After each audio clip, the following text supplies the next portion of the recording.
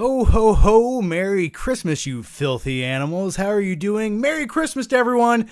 And this is my cheap Christmas gift to all of you. It's looking at my stupid face for the next hour or two as we just talk about movies. You guys can ask anything and everything you want to. It's all I had to give you this Christmas. I'm poor, I'm broke, and this is the least I can do. But yeah, thank you guys for joining me. I'm looking forward to it. And let me double check this audio because something... Oh, it works. Okay, good. I was just making sure. You guys have already started killing it with the questions, and I'll dive into those in just 1 second. But first, let me open up this tasty, delicious, crisp energy drink. It's so good. And I better go easy on that, or else I'm going to wet the bed later. Okay, guys. And by the way, as I'm talking about the questions and everything else, what are you guys doing for Christmas? What are you doing tomorrow? You gonna stay at home, open some presents, watch Wonder Woman on HBO Max? I'm probably doing a little bit of both. And by the way, I basically did this live stream for another excuse to wear this. I only get to wear this 1 or 2 days out of the year, or else people think I'm utterly insane. You can't wear shit like this in the summer. People will call the cops. But around Christmas time, anything goes. There's no judgment, and I like that. Okay, let's dive into these glorious, magical, and mystical questions. Let's see. Let's go back a few minutes here. Mauricio. Hey, Mauricio. How's it going, man? Hey, John. Merry Christmas. What's your favorite Edgar Wright movie? Mine is Hot Fuzz. Well, Mauricio... I would probably go with Hot Fuzz as well, because the Point Break references, though I really do enjoy Baby Driver, I think that's one of my favorite Edgar Wright films in recent years. But yeah, Hot Fuzz is, I think when you go back to his original films, that's probably my favorite by far. Xcono RX, past 12 for me, Merry Christmas from Ireland. Well, top of the morning to you. That's all I know. Yeah, thanks, man. Merry Christmas to you. Wow, it's late in Ireland. It's crazy to me that people from other countries are able to watch right now. It's just weird to me. Like, technology scares me when I think about it. I'm like, how? How is this happening? You're looking at me from 4,000 miles away. It just baffles my brain. But Merry Christmas. Hector the Chill Guy. Hey, John. Good to see you would... considered Prometheus a Christmas movie. Would you consider Prometheus a Christmas movie? I guess it does technically take place around Christmas, doesn't it? There's like sort of a Christmas tree in the movie at one point, right? I mean, sure, why not? Why not? It's sort of a reach, but I'll take it. A giant xenomorph and an engineer ripping people's heads off. But Christmas time, yeah, I could dig that, sure. Roger, happy holidays, John. What's your favorite moments from Home Alone? God bless. I'm hard pressed to find a moment from Home Alone I don't enjoy. That's the truth. I mean, I think it's Home Alone. The first Home Alone is a near perfect movie in my opinion, and it's one of the most quotable, rewatchable, memorable movies ever made. And the thing is, every scene is captivating. You remember it. And every scene is like a standout. Like if you took any scene from Home Alone, put it into another movie similar to that, it would just be like, oh yeah, that's the best scene of the movie. But in Home Alone, it's just one great scene after another. And by the way, I would let all of you in my room, even if you were growing on my ass. What's happening? Okay. But if I had to pick my favorite scene from Home Alone, that's so tough. The salt turns the bodies into mummies. I like when Joe Pesci goes to bite off Kevin McAllister's fingers. I'm going to bite off every single one of these, one at a time. Think about that. Let's think about that for one moment. If the Wet Bandits had won that day, and the old man didn't show up with the snow shovel, Joe Pesci was going to bite off every single one of his fingers. They would have found that little kid dead with no fingers. And the house would have been flooded. Think about that. That's kind of scary, right? What else do I really enjoy from the first Home Alone? Is this toothbrush approved by the American Dental Association? I just enjoy things like that. Just little tiny scenes in those films. The only thing I don't enjoy out of all the Home Alone films is the pigeon lady. She utterly disgusts me. I can't look at her when I eat, and I don't want to. I hate everything about the pigeon lady. I truly do. All right, the next one. Jack Lame, now I have a machine gun. Ho, ho, ho. You have it to the count of 10 to get your lousy. No good. 1, 2, 10. Yeah. Absolutely love it. And G Money X has become a member. Well, thanks, G Money X. Thanks, man. And I hope you guys enjoy the Christmas gifts right now on the live stream. I changed them 13 seconds before we went live. I just felt like we needed sort of a Christmas theme. So I have Turbo Man and little Kevin McAllister.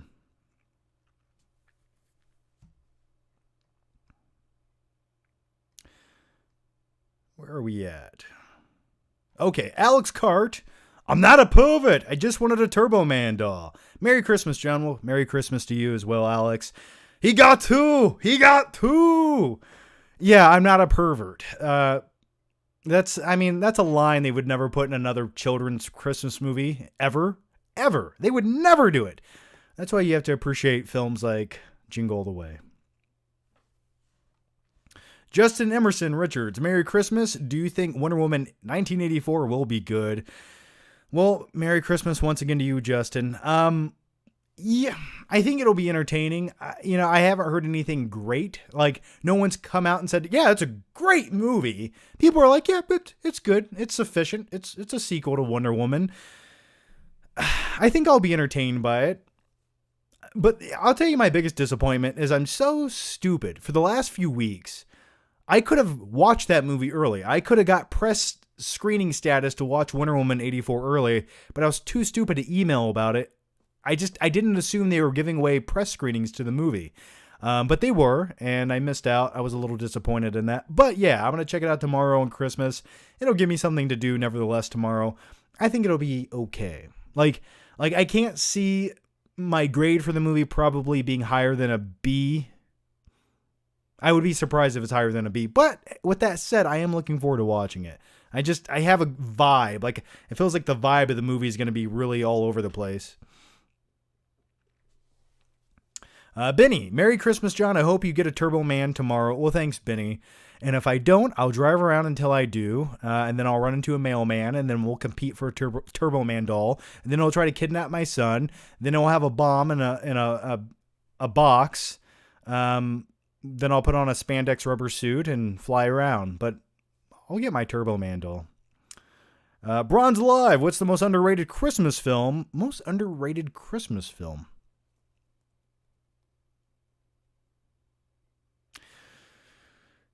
I'm not going to try to be edgy and say it's Die Hard or something like that. I mean, I don't know. I don't feel like the Tim Allen Santa Claus movie gets the credit it truly deserves. Like, that's a really good movie, and it almost aged so well. And when it comes to Christmas movies, yeah, we have great Christmas movies like Home Alone, Jingle All the Way and stuff. But the thing about the Santa Claus is it's a true Santa Claus movie. Like, it has Santa in it. And I think it gets that right. It's like a Santa Claus movie with a cool Santa in it that's likable with Tim Allen. Probably Santa Claus. And plus, I still remember seeing the movie in theaters with my dad way, way back. What was that, 1994? 3? Either way, good times. Hector the Chill Guy. Are the Home Alone movies with Kevin a prequel to the Saw films with traps and recordings? I like to think Kevin McAllister is maybe his grandfather is Jigsaw. That's what I like to think.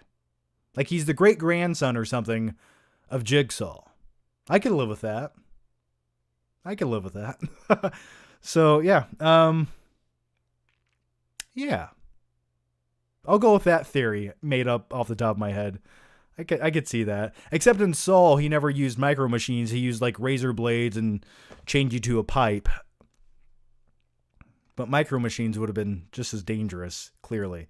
The other thing that Home Alone teaches everyone, and especially society, is you don't need a home alarm system. You don't need a Ring doorbell. You don't need any of that shit. All you need is some paint cans, some string, and some Micro Machines. You put that shit by the door, no one's getting in. I assure you. It makes me feel safe. Claudio Rogajon. Hey, Claudio. I watched Jingle All the Way. Don't know if it was bad or good, but I definitely was entertained by the movie, and I gotta admit, it was fun. Yeah, that's one of the things about Jingle All the Way. You watch it, and you can't quite decipher, is this a good movie or is this a really bad movie? But you're so entertained. And Arnold does such a great job that it's pure. It's just pure weirdness, and the character played by Phil Hartman in that film, the creepy, touchy next-door neighbor who should probably be on the offender registry list for the neighborhood. You guys know what I'm talking about. Yeah, just a great movie. Like, it's not apologetic whatsoever. Once again, you could not make that movie today. Levi Fisher, excited for the Nick Cage swear words on Netflix. Yeah, Nick Cage's swear words on Netflix. I know a little bit about it. I know it's like, is it something about like the history of swear words, and he's going to talk about it essentially and break it down, and maybe it's sort of like a documentary-esque show? Is that what it? I haven't looked into it at all, and I don't want to know anything about it. I just want to watch it. So anything Nick Cage does, yes, I'm excited to watch it, and I will. The meaning of fuck comes from the Latin root word. I hope it goes something like that. Carter Lovejoy. Also, would you ever go to New York City and stay the night in the Plaza Hotel if you have the money and live out your Home Alone 2 dreams, as long as there's no pigeon lady? Absolutely. Yeah, I'd like to go there, and Donald Trump's in the lobby, and he points me to the right direction. Well, thanks, Mr. President. And then the front desk guy just doesn't believe I should be there, and then I have to go get a talk boy, but then I download an app for my phone, and they won't let me check in, so I have to get it and pretend like it's my father. Credit card, you got it. And then I order a cheese pizza. Yeah, absolutely. And yes, once again, I don't want the pigeon lady anywhere in the vicinity. Like, if I'm eating that cheese pizza and I see her, I'll puke instantly. And she's not getting a turtle dove from me. No way. Yeah, but that would be really cool. That's that's one of the only reasons I've ever wanted to go to New York City, was to like go to the Home Alone shooting locations, and then I guess Duncan's Toy Chest doesn't really exist, does it? Then again, did you guys ever notice on Home Alone 2, Duncan's Toy Chest, the toy store, didn't actually have any toys in it? Like, it just looked like a Hallmark store. It had like Christmas ornaments, but it didn't actually have any toys. Weird. What a weird toy store that was. And thanks for the question, Carter. Claudio. Also, Arnold and Sinbad, I feel like they're in a better movie than the movie surrounding them. Do you agree with this? That's interesting. So when it comes to Jingle All the Way, no, I feel like Arnold and Sinbad were just chewing up the scenery because the script allowed them to do it, because there was no reality to stay grounded to. So no, I feel like they did what they should have with the script for the movie. Yeah, no, I feel like Jingle All the Way is a hard movie to explain. It really is. But it's so relatable, and it's so true. Like, the thing I've always taken away from Jingle All the Way, if you didn't watch my movie review of it 3 years ago, if you haven't, go watch it. It says something about society, about our need for consumption and consumerism, about buying shit. And that's the message you really have to take away from Jingle All the Way. Yeah, it has all the goofy stuff in it. The one-liners from Arnold, put the cookie down, things like that. But it's really like a guy almost killing himself to buy a cheap little plastic shitty Chinese toy to impress his stupid little kid named who's also Anakin Skywalker. But that's really the basis of the film, and it's about overcoming that. That's what I've always noticed about Jingle All the Way. That's what you have to. That's the moral of that story. Alex Carr, in case you haven't heard already, Cobra Kai Season 3 will be released on New Year's instead of January 8th. Good way to start off 2021.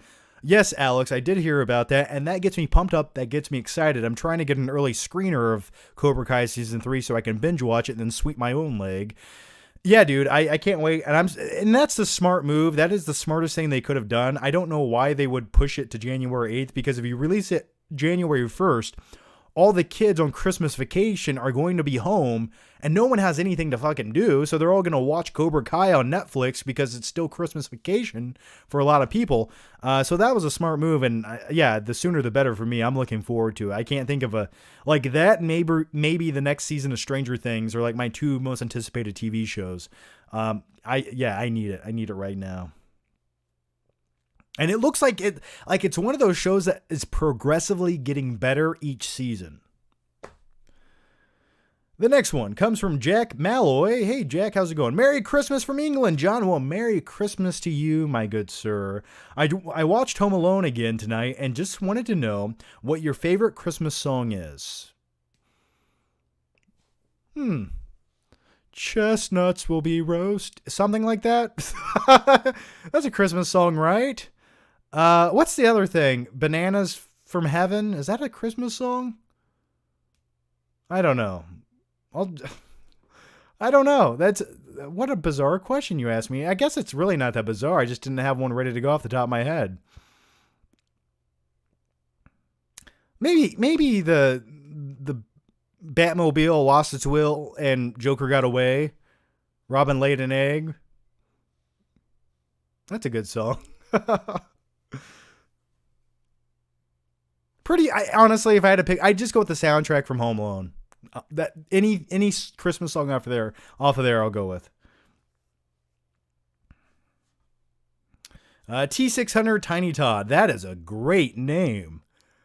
Wow, that's a good name. In Home Alone 2, Tim Curry line, "Have a lovely day." Can you give an impression? Not really. A large cheese pizza. That's not a very good Tim Curry impression. I just love the scene in Home Alone 2 where he breaks into the hotel room and little Kevin McAllister has the inflatable clown. Get out of here, you little jerk. I love that scene. And what I love most about that scene is the engineering Kevin put together with some string and pencils for that inflatable clown. Like if I had 16 years and a team of engineers, I could not make an inflatable clown turn around in the shower and point his hand like this and talk at the same time with the talk boy. Anyway. Sorry I couldn't do a very good Tim Curry impression for you. Claudia Rojan. I also watched Vampire's Kiss with my friend and brother. One of the funniest and best experiences. Laughed every second. What are your thoughts? Yeah, it's been a few years since I watched Vampire's Kiss. I do remember watching it. I think Stuckman and I watched it at my house back in like I would say that was 2013. That sounds about right. And I think it was the first time either of us had seen the movie, and we laughed our ass off. He just has fake vampire teeth. Like fake vampire teeth. A, B, C, D. Fucking great. That is a great movie. Like, how did that get made? I'm a vampire. Jeremy Cattle. Hey, John. I hope you and Amber have a safe holiday. Well, thanks, Jeremy. You too, buddy. Have you watched the Angry Video Game Nerd episode where he plays Home Alone games, Culkin himself? I did see that a few years ago. Yeah, I did. I don't specifically remember anything about it. All I remember is I was so envious that he was sitting in his basement with Macaulay Culkin. That is a dream. That is a fantasy. That is a weird desire I've always had, is just to hang out with Macaulay Culkin. Like, and not make it weird. Like, I don't want to just sit there and ask him 100 questions about Home Alone. I truly just want to sit there and, like, play a board game with him or something. Him and Corey Feldman. I honestly think if I wanted to, I could probably get Corey Feldman on this live stream. I really do. If I reached out to him, I probably could do it. But yeah, that was a cool Angry Video Game episode. And thanks for the question, man, and Merry Christmas.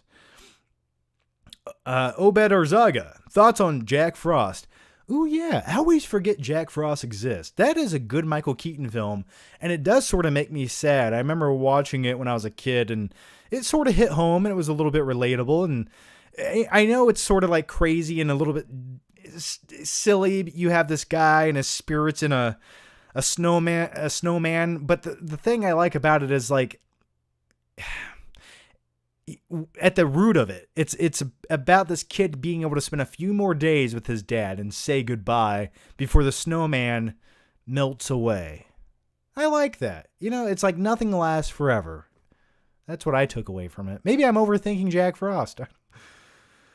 Dee Dee, where does Batman Returns rank on your Christmas movies? Honestly, I'm not one of those guys who reach out and say, oh, Die Hard and Batman Returns are something like Christmas movies. Like, technically they are Christmas movies, but they're not pure Christmas movies. But with all that said, I love me some Batman Returns. Damn it, I should have watched that this Christmas season. I just did not get a chance. It's such a great film. Like, there's so many great moments in Batman Returns. I'll show my French flipper chick. What you flushed down the toilet, I put on my mantle. I love Danny DeVito as the Penguin. Here's an unpopular opinion. I prefer Danny DeVito's Penguin over Jack Nicholson's Joker. I know, it's crazy. But then you have Michelle Pfeiffer's Catwoman in there, and that, as a young man, well,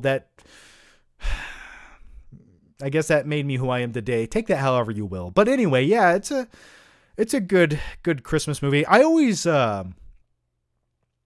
Max Schreck in the film, but played by Christopher Walken. You know, Selena, you can't be here tonight. And his son, the son of Max Schreck in Batman Returns, just weird. Dad, go now. Go now, Dad. It's a great movie. Benny Copperhatch. Are you a fan of Brie Larson? I'm not. Am I a fan of Brie Larson? I'm not it's hard because, like, some of the things she says in real life sort of make me just like, yeah, I don't know. Like, stop trying to overstate your opinion. You're an actress. Like, you're just an actress. But not, I guess, I don't know. She's been in a few good films. She was in that really great film about being trapped in the small room. Am I a fan of her in the MCU? Not really. But she was put into sort of a lose-lose situation. And she was pretty much, Captain Marvel is like a character that's hard to care about because it's just too superhuman without any weakness. But I guess to answer your question, not really. There are rumors she might be joining the Star Wars franchise. What are your thoughts? Oh my God. Have they not learned anything from Star Wars? Do they comprehend, like, why? Doing what? What is she going to do? I don't know. That doesn't excite me that much. Xcono RX. By the way, it's pronounced Connor. I guess you're right, Connor. Connor, it's Connor X. I guess I was overthinking your name there. You're right. Yeah, I don't know why I was taking it and putting abbreviations and different. Yeah, you're right. It's Connor. Yeah, sorry, man. Like Conor McGregor. It's all good, laughing my ass off. I just laugh when you try to pronounce it. Yeah, I don't. When it comes to usernames and I'm reading them so quickly and people like to get a little bit crazy and witty and put some crazy shit in their usernames, I have to read it and break it down very slowly sometimes so I don't say the wrong thing. I'm not trying to pull a John Campia in here, but yeah. Thanks for that. Jeremy Cattle. Thought you would laugh at this. I discovered your channel from a guy at the concert bar at a Justin Bieber concert. Ended up hanging out with him all night instead of my girlfriend at the time. Jeremy, you're going to have to explain that story to me in a complete and utter detail. If that's a true story, please tell me more about this. What did you and the guy talk about? How did you bring up my channel? What did he say about me? I would love to know the intimate details of this story. And if you want to direct message me on Twitter to tell me, please do. Or you can put it in the chat and I'll check it out. Martin Valek. Hey, Johnny Flicks. Every time I saw your new live show and hear that kick-ass intro music, I get so excited and it makes my nips tingle. Happy holidays. Well, happy holidays to you and your nips, and I hope they're still tingling. And if they're not, put a little peppermint schnapps on them. They'll burn all night. Yeah, Merry Christmas to everyone and have a good night. Don't worry, I'm not going anywhere just yet. All right, trying to get to the God, you guys are just killing it with the questions. All right. Rando Commando 41, have you seen Lord of the Rings on 4K yet?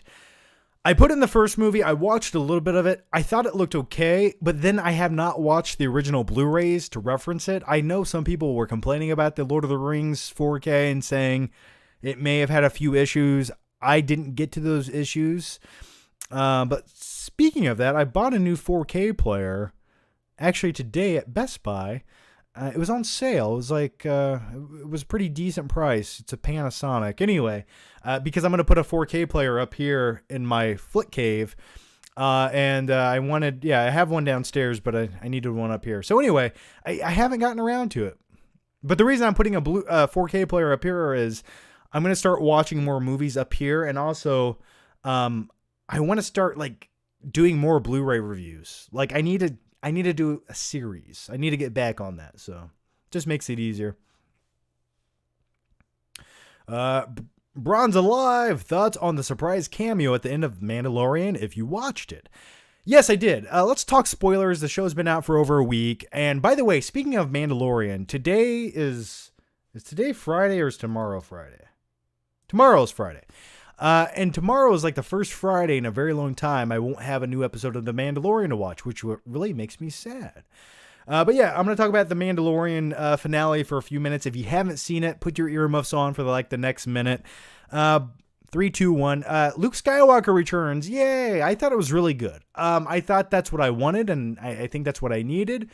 And that felt like a logical conclusion of what to do with Baby Yoda. It did. For me, that was like a fan service moment for sure, but it felt like the logical, fulfilling ending to Baby Yoda. It's like, okay, that's where we're going to take Baby Yoda. I feel good about that. We're not just going to leave him with some random Jedi somewhere. It's Luke fucking Skywalker. I feel good about this. And hopefully he doesn't get murdered one day by Kylo Ren. But with that said, the CG of Luke's face. Some people didn't mind it. Some people thought it was okay. I'm one of those people where I thought it looked really bad and I couldn't. Like sometimes when they give you fan service, that fan service sort of gives you blinders and rose-colored glasses where you're like, but it's Luke Skywalker. I can live with shitty PS2 video game graphic CG faces. But I think Disney has so much money. How could they not make it just look a little bit better? Or maybe don't show his face as much. Maybe camouflage it with the hood just ever so slightly. He could have wear his hood over his eyes just a little bit. And then you only had to really CG the bottom half of his face. Or you could have had Sebastian Stan come in who plays Winter Soldier and maybe stood in for him and they could have mocapped his face a little bit to make it look like young Mark Hamill. So I felt like there was more they could have done with it. But with that said, I liked the overall concept of it. So I really enjoyed it.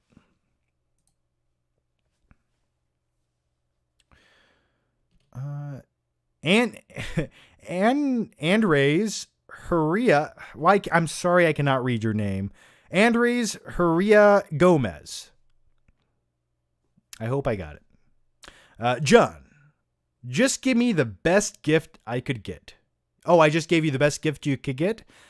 Well, thanks, man. And thank you for the question. I like to say, if you're seeing me, you're having the worst day of your life. And also I like to say, a friend is a gift you give yourself. And I like to consider myself, or at least I'd like to say I'm your friends. And yeah, so honestly, thanks for joining me, guys. And it does mean a lot. Thanks, guys. And I knew I was going to do this. I was like, I got to do a live stream on Christmas Day or Christmas Eve. Yeah, I just like seeing you guys. I guess I'm not really seeing you. You're seeing me, but either way. Just JDD24. Hey, John. I just watched Home Alone 2, and it's my favorite Christmas movie of all time. And I wanted to save it for the best. I wanted to save the best for last. Also, thanks for doing another live stream. I always get excited whenever a new live stream comes on. Well, thanks for the question, man, and enjoy Home Alone 2. I've watched Home Alone 2 already twice in December. I watched the first Home Alone like 3 times. It never gets old. And Merry Christmas, man. And yeah, and thanks for watching the live stream. Thanks to all of you guys. I say that a lot, but it really does mean a lot. Like the live streams, the best thing I did this year in 2020 was started doing weekly live streams. Like I'm so glad I did it. Like for me, this is... Live streams on YouTube weren't really a thing that existed when I started YouTube, and that was really disappointing. And then there were some other places you could go to do live streams, but it was all shitty. And that's like the reason I wanted to, that's what I wanted YouTube to be more of when I started, and it finally got to this point in the last couple of years. And yeah, it's just, this is what YouTube should be. You know, it's not fucking 6-minute videos with jump cuts. This is YouTube to me, like interacting with you guys, talking to you guys on the fly, no edits, no cuts. You know, it's YouTube, like, right? So thanks for joining me, guys. Benny says, I had bourbon for the first time tonight, feeling magical. Well, drink a little bit more and you'll feel mystical. Don't worry about that. Yeah, there's nothing better than bourbon around the holidays. I'll tell you that right about now. My drunk uncle would tell you that as well. I wish I had some, actually. I wish I had like a Jack and Coke right now. That sounds mighty delicious. I'm not going to lie. Jeremy, is it Cattle or Cadle? Hey, was wearing your Flick Pick logo shirt, and I was like, cool shirt. And he said, his name is John. Look him up on YouTube. I did when I got home and been watching ever since. Oh, that's cool, man. Well, thanks. That's awesome, man. Thank you for the generous super chat, by the way. He was wearing my Flick Pick shirt. Well, thanks to him too, man. That's awesome. That's awesome. That's a cool story. Thanks for that, man. That's cool. Thanks. I love hearing stuff about that. Sometimes I love when people tell me, and it sounds kind of conceited, I guess, in a way, but I'm always so intrigued. I'm like, how did you come across my channel? Like, which video was it? When did you do it? I'm always intrigued by that. Like, I love the backstory on how people discovered certain YouTube channels. It's just, I like hearing that. So thank you.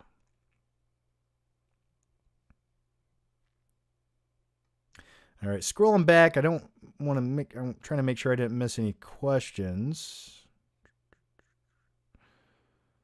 Okay, I think it looks good to me.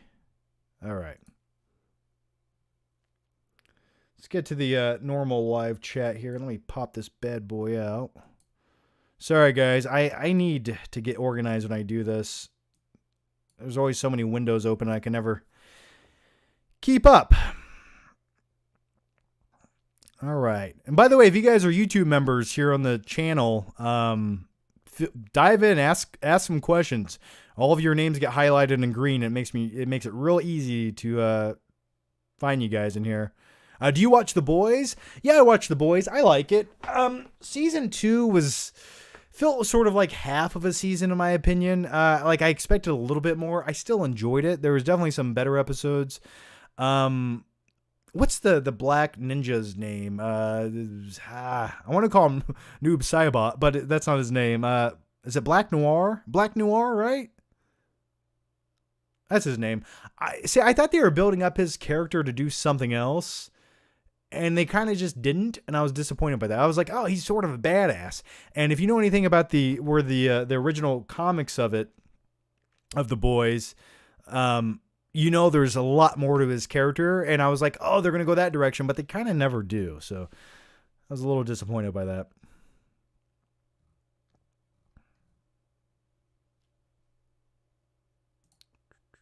Austin Rash, I like that name, Austin. I think you might have missed my question. Austin Rash, I don't want to miss Austin Rash's question, so let me scroll down here and find it. When did you ask this question, Austin?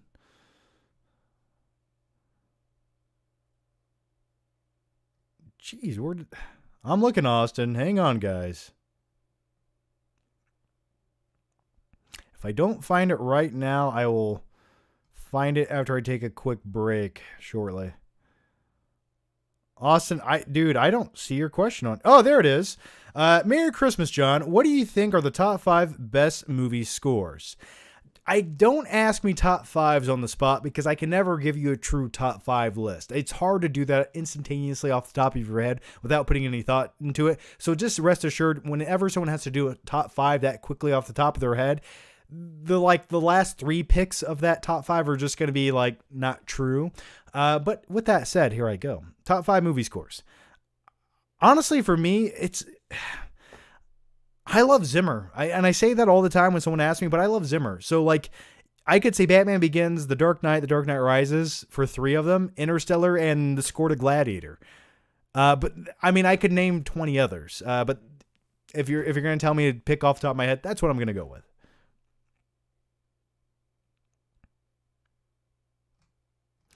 All right.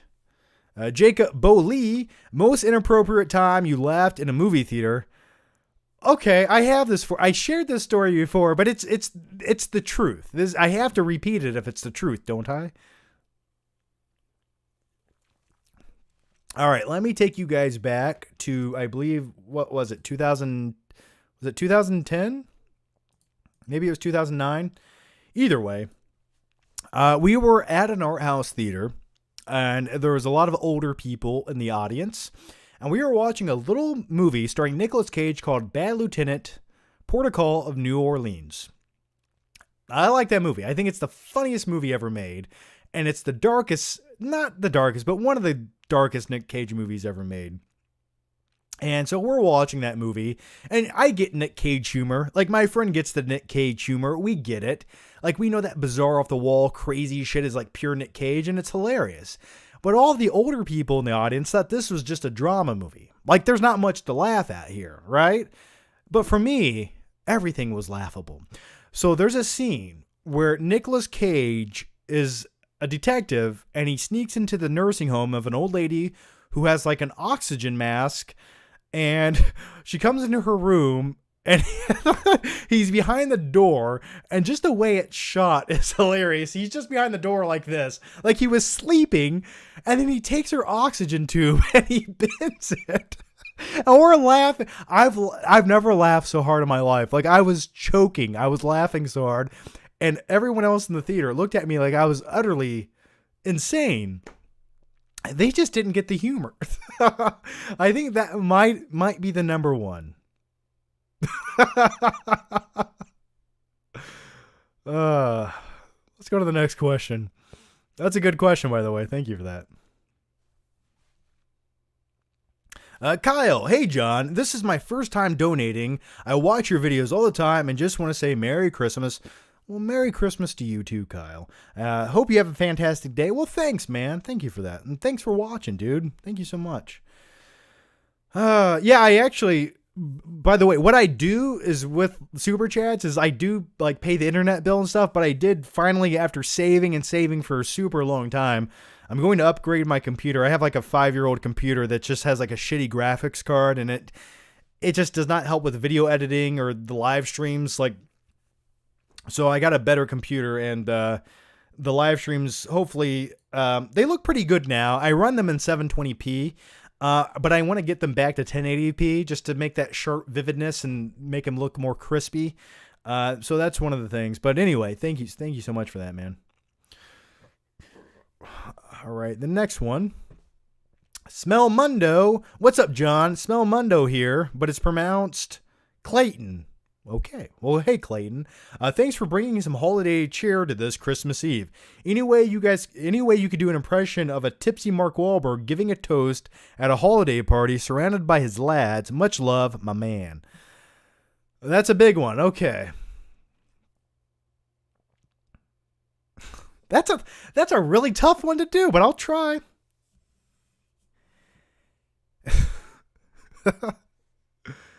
Wow, where do I start with that? Hey guys, I just want to say happy holidays, Merry Christmas to everyone.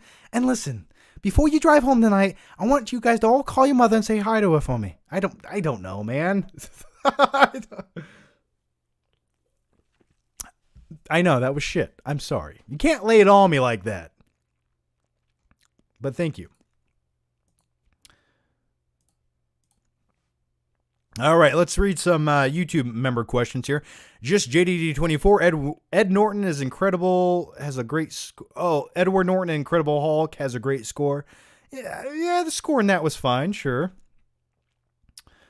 Just JDD24. Favorite pieces of trivia about a movie? I don't know. There's so much crazy, interesting movie trivia. Just about any movie. Like, even the most random movie has a great story to it. Some great movie trivia. I said this in the last live stream, but right now you can watch like I'll just tie it into the Christmas time theme of what we're doing right now. Like I said on the last live stream, right now they have the holiday movies that made us on Netflix, and that's all about like the backstory of certain movies, like Elf, and the other one was Nightmare Before Christmas. But the thing I found interesting about Elf was they originally wanted Chris Farley to play the role of Elf. I thought that was really interesting.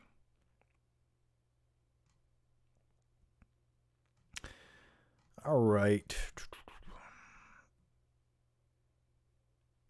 Final draft. It's Christmas Day here in Australia. Happy Hanukkah. Was wondering if you have ever had anxiety before and how you've dealt with it. Well, yeah, Merry Christmas, man. I guess Australia is a day ahead, right? I can never remember if you guys are a day ahead or a day behind, but yeah, okay. Makes sense. Well, Merry Christmas down under. How do I deal with anxiety? Yeah, I get it. I guess I get it. I get it often. It's not debilitating anxiety, but I get overwhelmed with things, and I'm just like, oh my god, like, and I know the process to get those things done, and then it just becomes way more overwhelming, and then it starts stacking up, and you're like, oh, fuck all that, I'm just gonna go sleep for 3 days, that way it can't haunt me. Yeah, I get it, man. What do I do? I think the step is, and sometimes I don't always take my own advice, but I know how to give it, I'll tell you that. Do as I say, not as I do. I think the step to anxiety is just take one step at a time, and just do something. You got to take one step in the right direction. Even if it's a baby step, just get something done or something productive done and just get out of laying in bed all day. I guess that's my method to that madness. And as soon as you do that, like as soon as you get like one thing done that was weighing you down, you instantly just feel better about who you are and what you're doing in life. And that's where that saying comes from. That's where I got that from, because it's just like, that's the stuff I tell myself when I'm crying alone in the shower.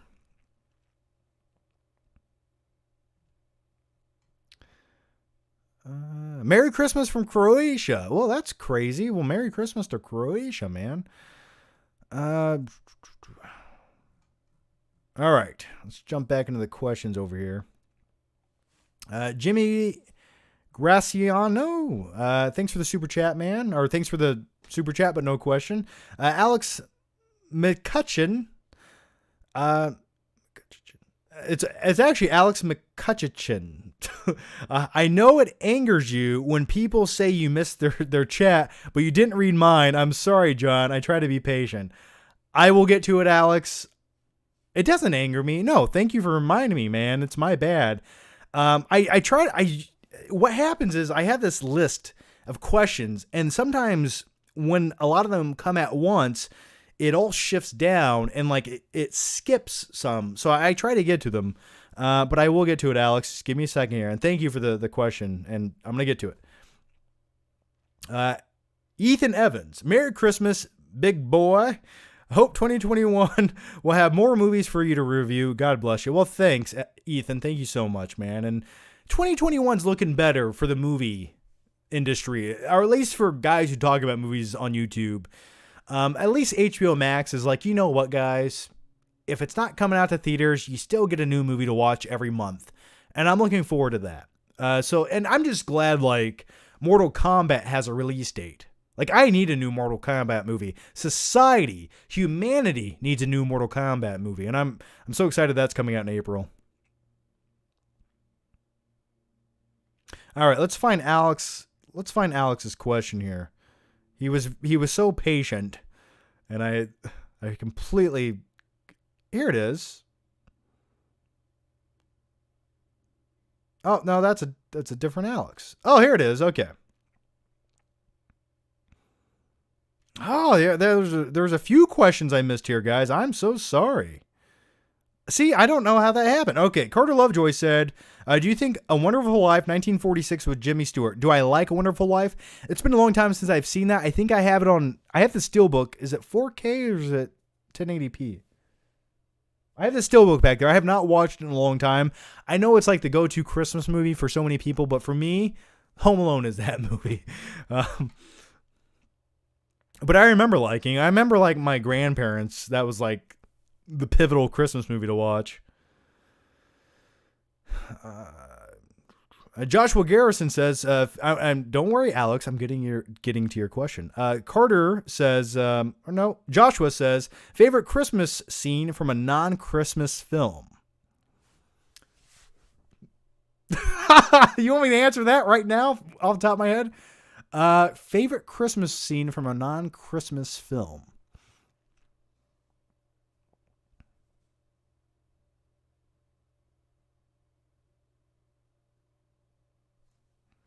That's a tough question.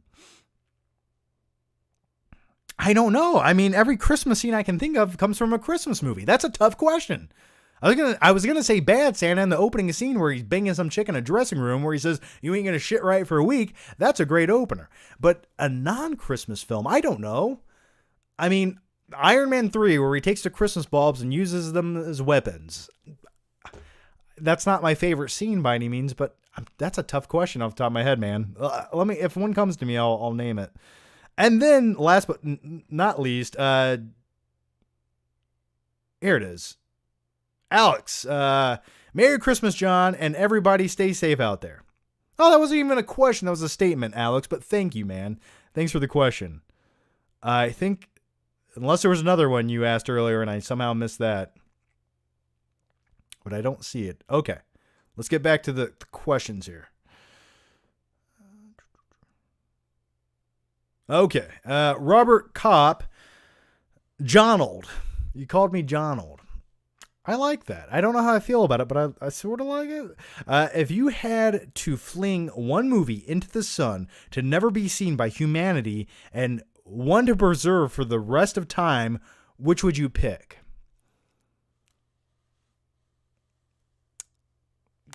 If I had to throw it into the sun, maybe Superman Quest for Peace. Maybe Superman Quest for Peace. It's not funny. It's not good. It's just so bad. And then if I could preserve one forever.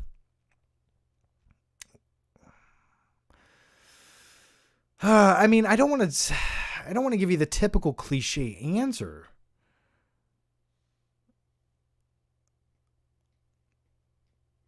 I don't know. If I had to preserve, I think Back to the Future is like, if aliens came to Earth, I think they would be more than satisfied with humanity if you showed them Back to the Future. Like, I think they'd be like, oh, okay, you guys did something here. That's a good movie. I feel good about that. And they'd look at us as a civilization and think, you know what? You guys are worth saving. So I'd say Back to the Future forever. It's just such a perfect movie. It almost gets better with age.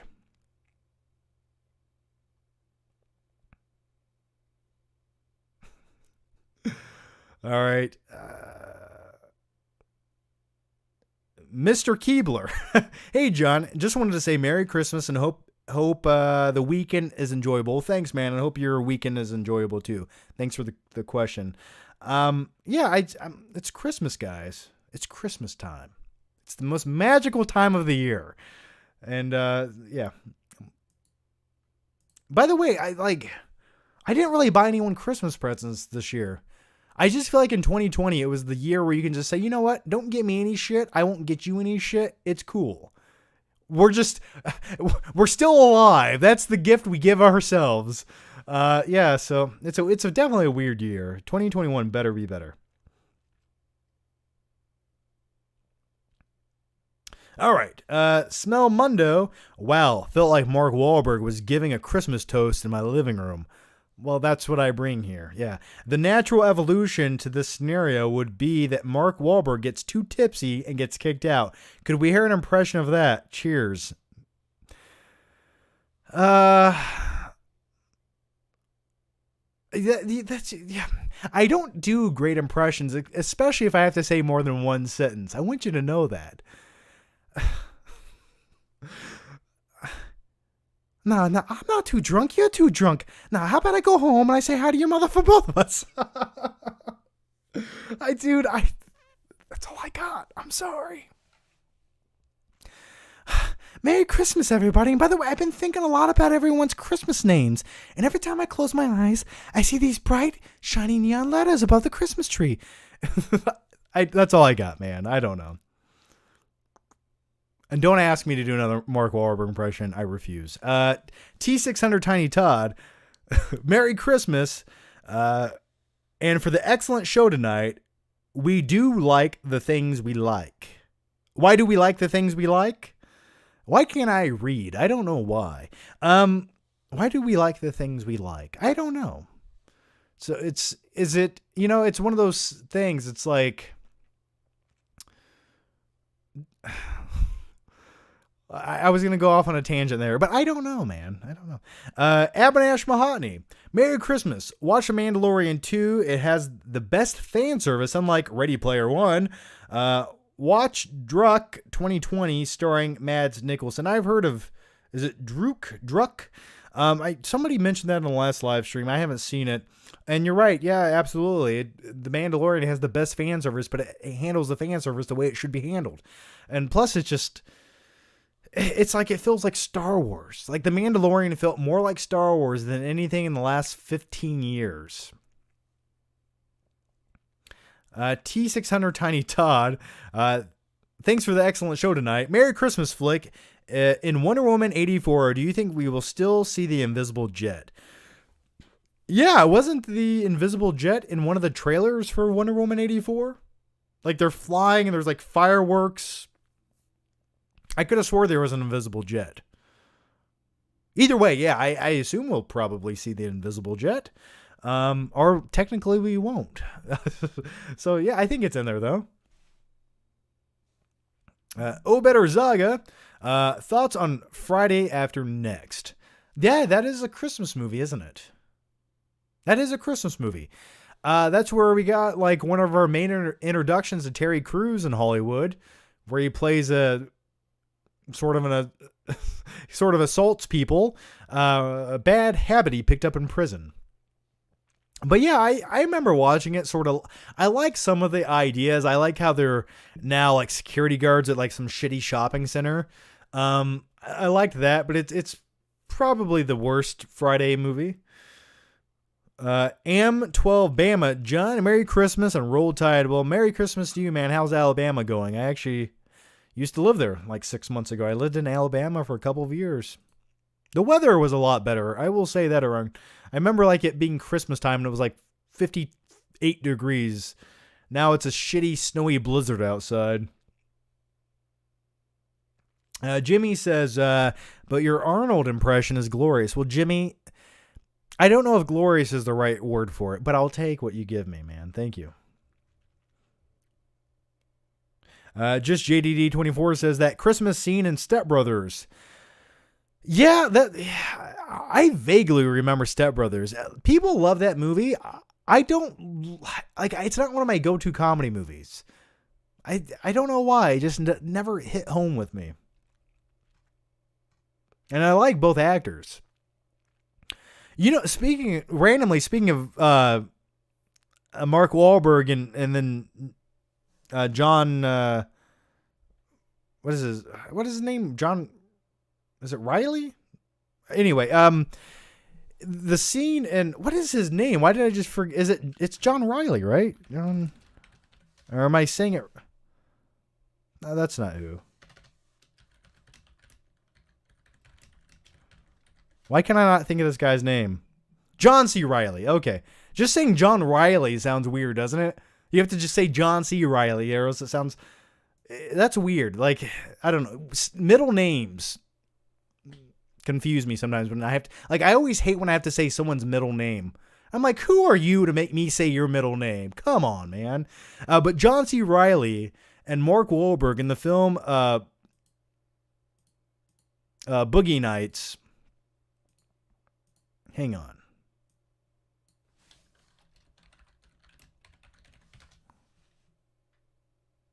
Okay, all right. So I don't know why this came to me, but in the film Boogie Nights, you have sort of like a porn parody opening scene where they both play like detectives, and it shows like the intro to the movie that they're making with the credits, and it has John C. Riley and Mark Wahlberg. That's the funniest thing I've ever seen in my life. That always stuck with me from Boogie Nights. If you don't know what I'm talking about, maybe just type in like Boogie Nights scene, what parody. Look that up on YouTube sometime and try not to laugh your ass off. Jimmy says, "Hey John, Merry Christmas, you filthy animal." Well, thanks, Jimmy. Thank you for that. G Money X, any thoughts on War of the Worlds with Tom Cruise? I have the 4K, not one of my favorite Tom Cruise or favorite Spielberg movies. Sort of almost gets tiresome to watch as you continue on with it. And sometimes, like, that was well, I guess he's still almost in that phase, but Spielberg was making a lot of movies, and I was like, why was this the movie you wanted to make? Like, what did you say with this movie that needed to be said? It's okay. It's an okay sci-fi film. I haven't watched it in a while. I just never remember liking it all that much.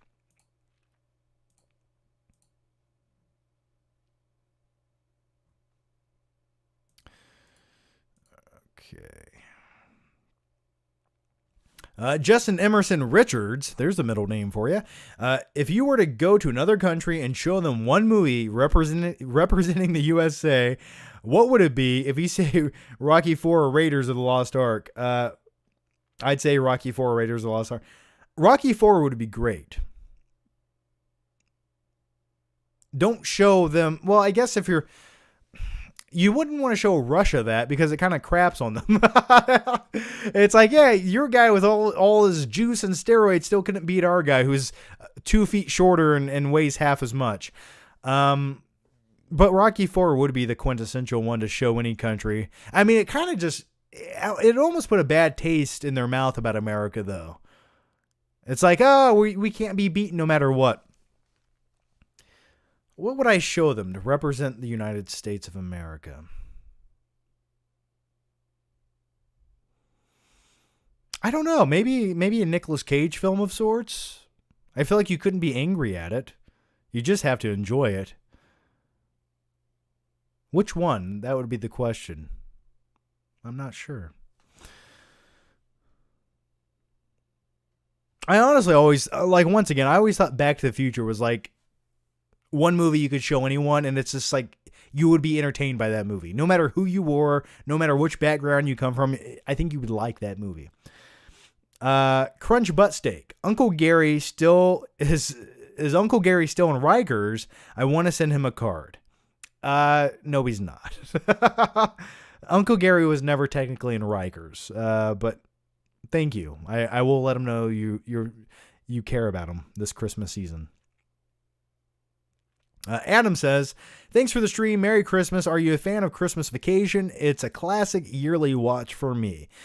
Absolutely, man. Christmas Vacation is perfection. I think it's by far the best vacation movie out of all of them. Yeah, Uncle Eddie in that film.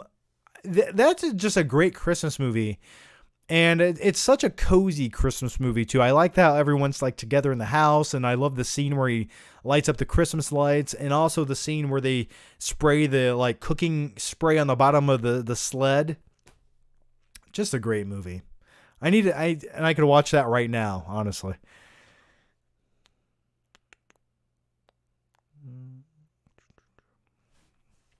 Smell Mundo. You're the best to do it, John. Just like Mark Wahlberg. If I squint, I'm sure I'll see your name in lights. Merry Christmas, my lad. See you in the next live stream. Well, thanks, Smell Mundo. Thanks for the questions, man. And so how do you mother for me? Yeah, thanks for the questions.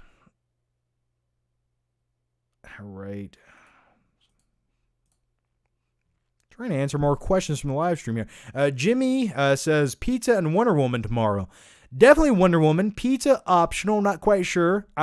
Maybe. I do have a delicious frozen cheese pizza in my refrigerator waiting to be eaten. So probably. It just depends. It just depends. The only thing I don't like is Wonder Woman comes out tomorrow at noon. And I wish it was coming out earlier in the day so I could watch it before I have to go to family stuff. But yeah, I'll definitely be watching it tomorrow. Eating some jelly beans or something. It's Christmas time.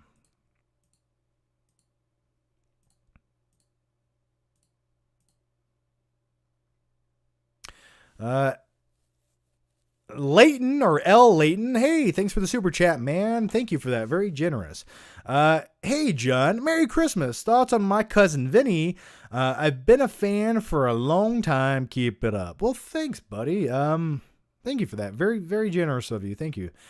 Cousin Vinny, I always liked it. It stars Ralph Macchio, the Karate Kid, and Joe Pesci, and you can't go wrong with that. The thing about Cousin Vinny, it was one of those movies that was always on HBO back in the mid 1990s. And that was my life. Like, that's how I discovered every great weird movie was through HBO, just like staying up late, watching random movies. And Cousin Vinny was one of those things I grew up with watching, and I always really enjoyed it. And I thought it was, and I've always been sort of a fan of like courtroom type movies. It was always fascinating to me. And those types of movies almost inspired me to, like, had I been an overachiever in life, to maybe go to law school and become an attorney, because I always liked, like, when I watch courtroom movies like My Cousin Vinny, I like how the underdog can win and go up against the corrupt system. I always was inspired by things like that. But yeah, I love Cousin Vinny. And Marissa Tomei in that film. She doesn't age. And if she does, it's like a fine wine. Now she's Aunt May. And thanks for the question, man. Merry Christmas to you. All right. Trying to get back to the normal stream here and try to get as much questions in as I possibly can. Where did I get this sick sweater? I got this a couple years ago. A company sent it to me. I feel like I promoted them in the video, but I can't remember which video it was now. I can't remember, but a company sent this to me. Yeah, I love it. I've had this since maybe 2016, and I wear it every time I can, man. I'm actually, a fun story about this shirt. A few years back when I went to see The Last Jedi. It came out on Christmas, and I wore this when I saw it, and I got so many compliments in the movie theater. Like, everyone was like, that's the best shirt ever. It was a good day. It was a good day to wear Macaulay Culkin on my chest.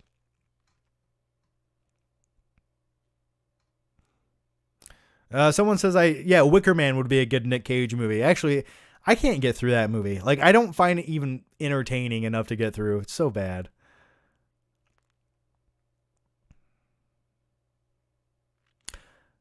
Yeah, people were saying for that America question, show a Michael Bay movie.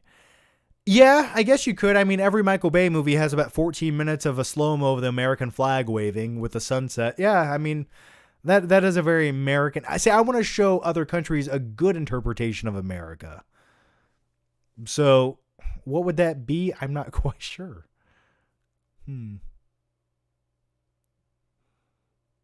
Yeah. I mean, Saving Private Ryan makes America look kind of good, doesn't it? I mean, American soldiers stopping Nazis, more or less. I mean, I don't know.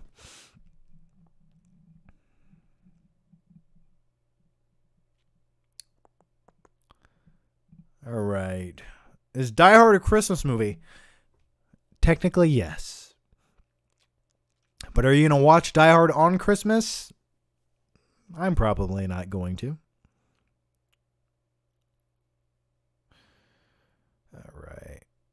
Sorry, guys. Trying to organize the questions here. And by the way, thanks to all 315 of you watching right now, looking at my stupid face. I do appreciate it, guys. Merry Christmas to all of you. And if you guys want to give me a little special Christmas gift, a little something extra in my stocking, give the video a like right now. Just give the video a like. Just click it. I know it's annoying and it's hard to do, but just if we all just click the like button, the thumbs up button right now, if we all just clicked it, imagine the possibilities. That's all I really ask of you.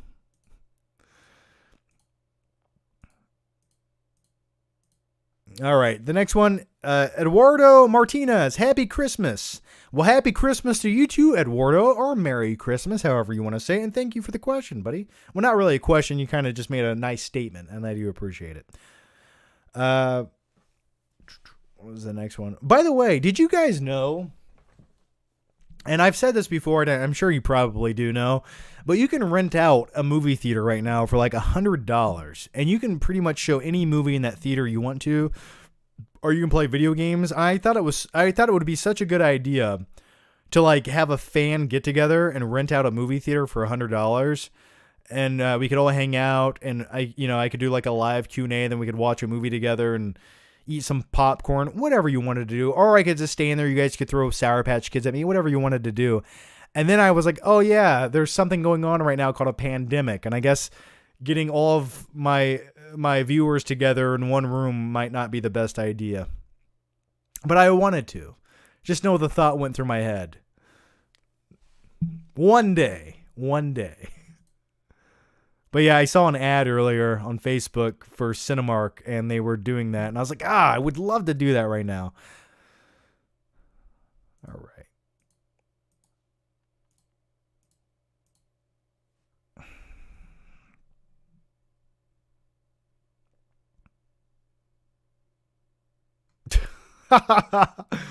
All right.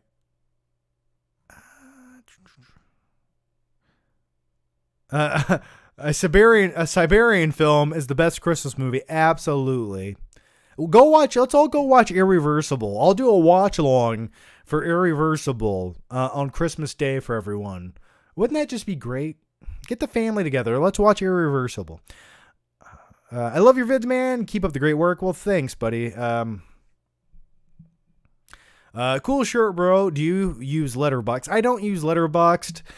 I get it. Like, it's cool. I'm just too lazy to truly get on there and like rate and catalog every single film I've ever seen and keep up on it. I don't do it. That's sort of why I started YouTube to keep up on every movie, but I certainly don't. I know. But what I do typically, as much as I can, I'm on something called Stardust, and it's another app. But instead of just like, here's the movie I saw and I give it my grade, I actually can do like a reaction to the movie. So there's like a 30-second video for every random movie I watch or TV show. So if you want to follow me on Stardust, go for it. It's a pretty cool app. And the great thing is everyone can like give their quick reactions to movies and TV shows. I've been using it for years now. So yeah, check me out on that.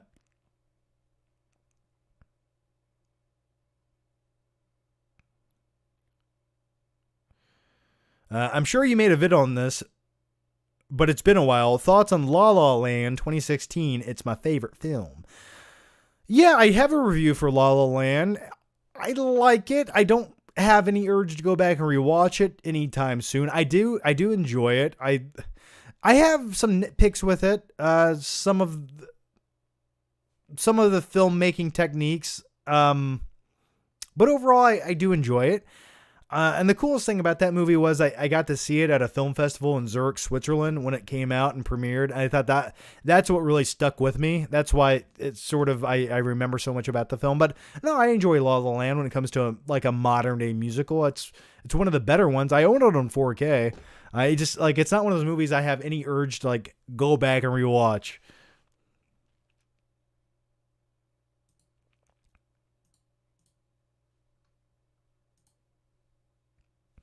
All right, AM12 Bama, The Wolf of Wall Street is the most American movie ever made.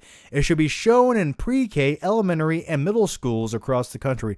Well, absolutely. Yes, I I stand by that, and I do agree with that absolutely. I think it's also one of those movies. In all honesty, it's a truly fascinating movie that you learn something by watching. Like, you learn how to embezzle money, invest money, you learn how to think outside the box. It was my first introduction to Margot Robbie, which is always a great thing. I just remember watching that movie in theaters and thinking, this movie, it's one of those movies, and there's like 10 movies that exist. But Wolf of Wall Street was one of those movies I felt like it was made for me. Like, it truly spoke to me. Like, when I watch movies about smart criminals like Jordan Belfort and Wolf of Wall Street, and I just look at the crazy, outrageous, outlandish shit he's doing, I've always been fascinated by those things. And like, in another life, if you could switch up just a few things about me, I could see myself in that position. That's all I'm saying. Don't judge me, but that's the truth. Claudia Rogajon. ILM effects either do the best or the worst CGI. They go from Pirates of the Caribbean 2 to The Mummy 1999, which always looked mediocre. Thoughts? Yeah, that's any special effects company. Like, look at what Digital did the Hobbit trilogy, right? Because they're even located in New Zealand, right? Yeah, they do great work, right? But then you look at the Hobbit trilogy and you're like, yeah, some of this is like good. Some of it's like not so good. Some of it looks really bad. It's one of those things. It is interesting. Like, sometimes they get a little bit too bombastic with their effects, but I will say it's not a fair comparison. The Pirates of the Caribbean 2 to The Mummy. Pirates of the Caribbean 2 came out, mid 2000s. And then you had, like 2004, 5, whatever. And then you have The Mummy 1999, which obviously came out way before it. So it's a hard comparison to compare special effects when they're 5 years apart. I still think The Mummy, the movie itself, is like a big budget B movie. And some of the effects, like when the mummy opens his mouth and it's all wide and it just, yeah, I get what you're saying, but some of the other effects look fine. I think they all look sufficient in that movie with the story they're telling.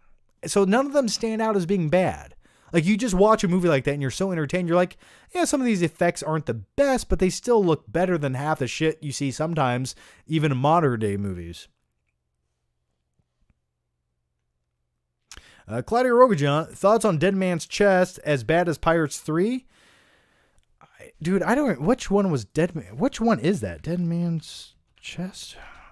Dude, I get the Pirates movies completely mixed up unless you just tell me which number it is. Is that 3? That's part 3, right? Okay. Yeah. Why did I think that came out in 2007? Or no, is this part 2 and then the other one came out in 2007? So this is Pirates 2, right? And the third one, it came out a year later. It was like a two-parter. Am I crazy? Am I mistaken, or did I forget that happened? Someone correct me if I'm wrong. It's getting too late in the day to think. Yeah, Stranger Tides was 3.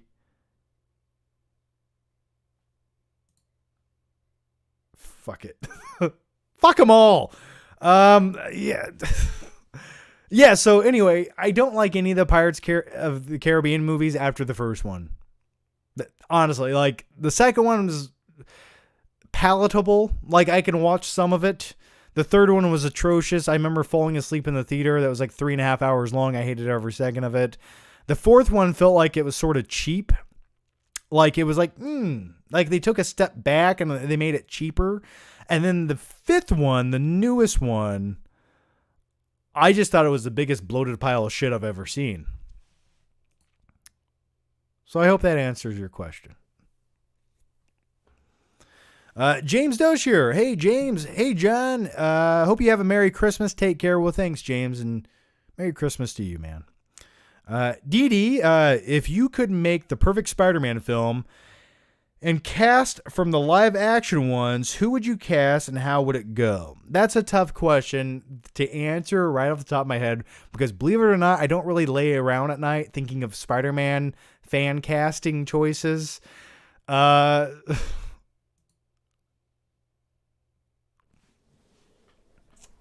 if I had to, I would love Venom, a good version of Venom, to be placed in the Spider-Man movie. And I like how Venom sort of can be an anti-hero and not just a straight-up villain. Now, don't get me wrong. I like Tom Hardy. I don't think he's the right choice to play Venom. Not at all. I think they could have found a better Eddie Brock for that. But I would like to see Tom Hardy play like another villain. Sure. I mean, maybe like Rhino would have been good or something else. So anyway, what would I like to see in a Spider-Man movie and cast it? I don't know, man. I would like to see like Tom Holland as Spider-Man is fine. What they're doing at the multiverse of everything is pretty good. I just released that clip on YouTube yesterday here on this channel if you want to watch my thoughts on the multiverse rumors. But if I had to make a Spider-Man movie, I don't know. I would like to see Venom in it, and then maybe him and Spider-Man can team up at one point because he is sort of the anti-villain hero type character. And then they go against a bigger threat. And who would that threat be? I would like to see a great incarnation of the Green Goblin. And Willem Dafoe as a Green Goblin, I think is great. I just didn't like their interpretation of him as a Green Goblin. That was a problem. Back to formula. Just get him out of that stupid Power Rangers suit. Actually make him the Green Goblin. And I think that would be phenomenal. So maybe something like that. I'd go with something like that.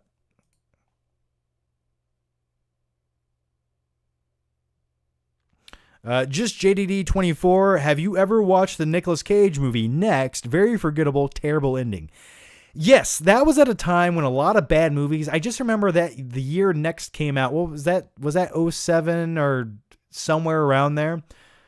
It was there was like a slew of random bad movies. Wasn't he in the movie Next? Wasn't he a magician? I don't remember. I remember seeing it, but I remember it being bad. That's how forgettable it was.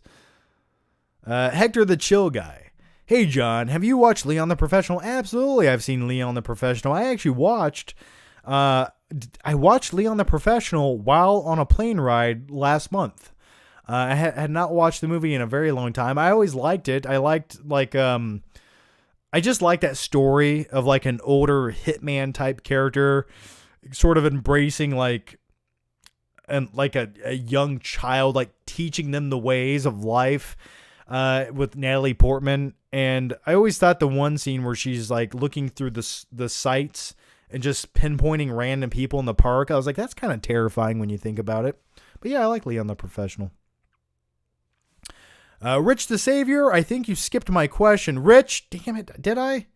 I'm going to get to it, man.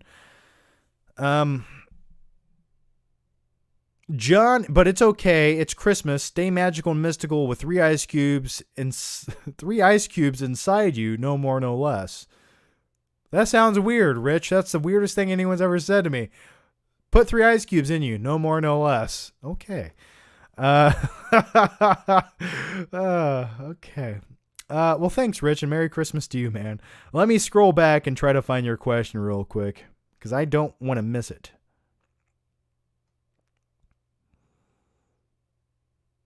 Where is this question, Rich?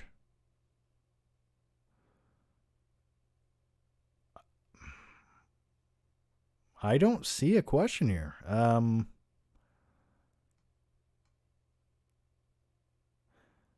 I will double check on that during the break. All right. I'll get to it. Don't worry. I will go back. Claudia Rogojan. Funny, 4th Pirates movie on Stranger Tides is the most expensive movie ever made, but it takes place in one location. Where did the money go?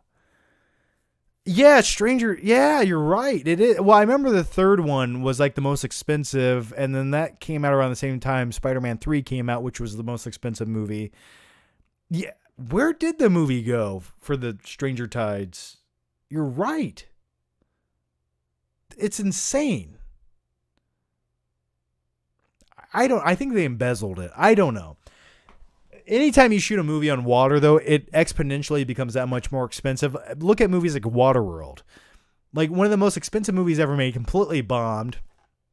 But anytime you put a camera on water, everything becomes that much harder to film and shoot. But yeah, I feel like the Pirates movie was just shot in front of a green screen half the time, so I don't know. T600 Tiny Todd, Christmas pick the flick. Can anyone get a Christmas movie? Second row down, 10th from the left. Since you asked that, I'm probably not going to play pick the flick tonight because I'm feeling lazy and a little bit tired. But I will go randomly back there and pick a movie for you So second row down, 10th from the left. 1 second.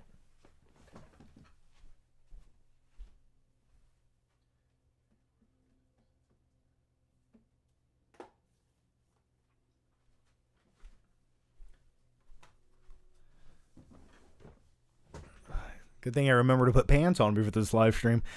You picked The Fast and Furious, the original movie, which I like to call the Point Break remake. Good job, man.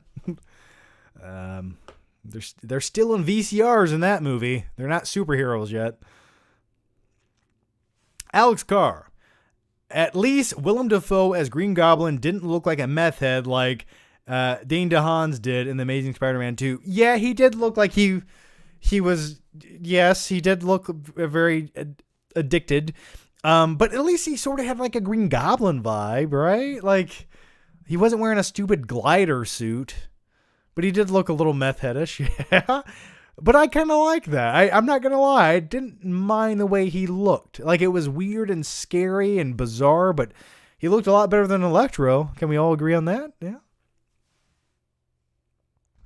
I haven't watched Amazing Spider-Man 2 since theaters. I think I might have watched like 12 minutes of it one day, and then I stopped. I don't know if I can go back and get through that movie. But Hans Zimmer did a few good songs for the score of that movie, I remember. Which seems like a waste of talent, but that's just me. Did you watch The Fat Man with Mel Gibson? I have not watched The Fat Man yet, and I probably... It just seems like there's not enough time to watch every movie anymore. Like, I hate that, but it just feels like there's only so much time and you have to like pick and choose what to watch. I haven't heard anything great about the movie though, which sort of disappoints me. It's like, it might be okay, but is it worth watching? And is it worth paying for on VOD? I don't know. G Money X, thoughts on The Running Man? I like The Running Man with Arnie. The yellow spandex suit, I like it. Not one of my favorite Arnold movies, but I still like it. Jimmy asks, best line from Home Alone. Look what you did, you little jerk. Is there a better line than that? Probably not. Or is this toothbrush approved by the American Dental Association? Those two lines you can get through life with just by saying those two lines. Take my word on it.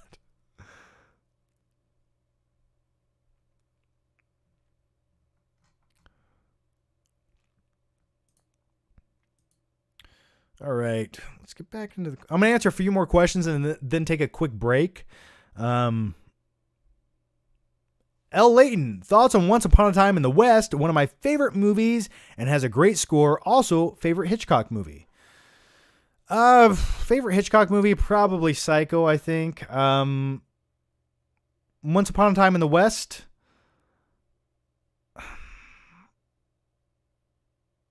I'm trying to recall that movie.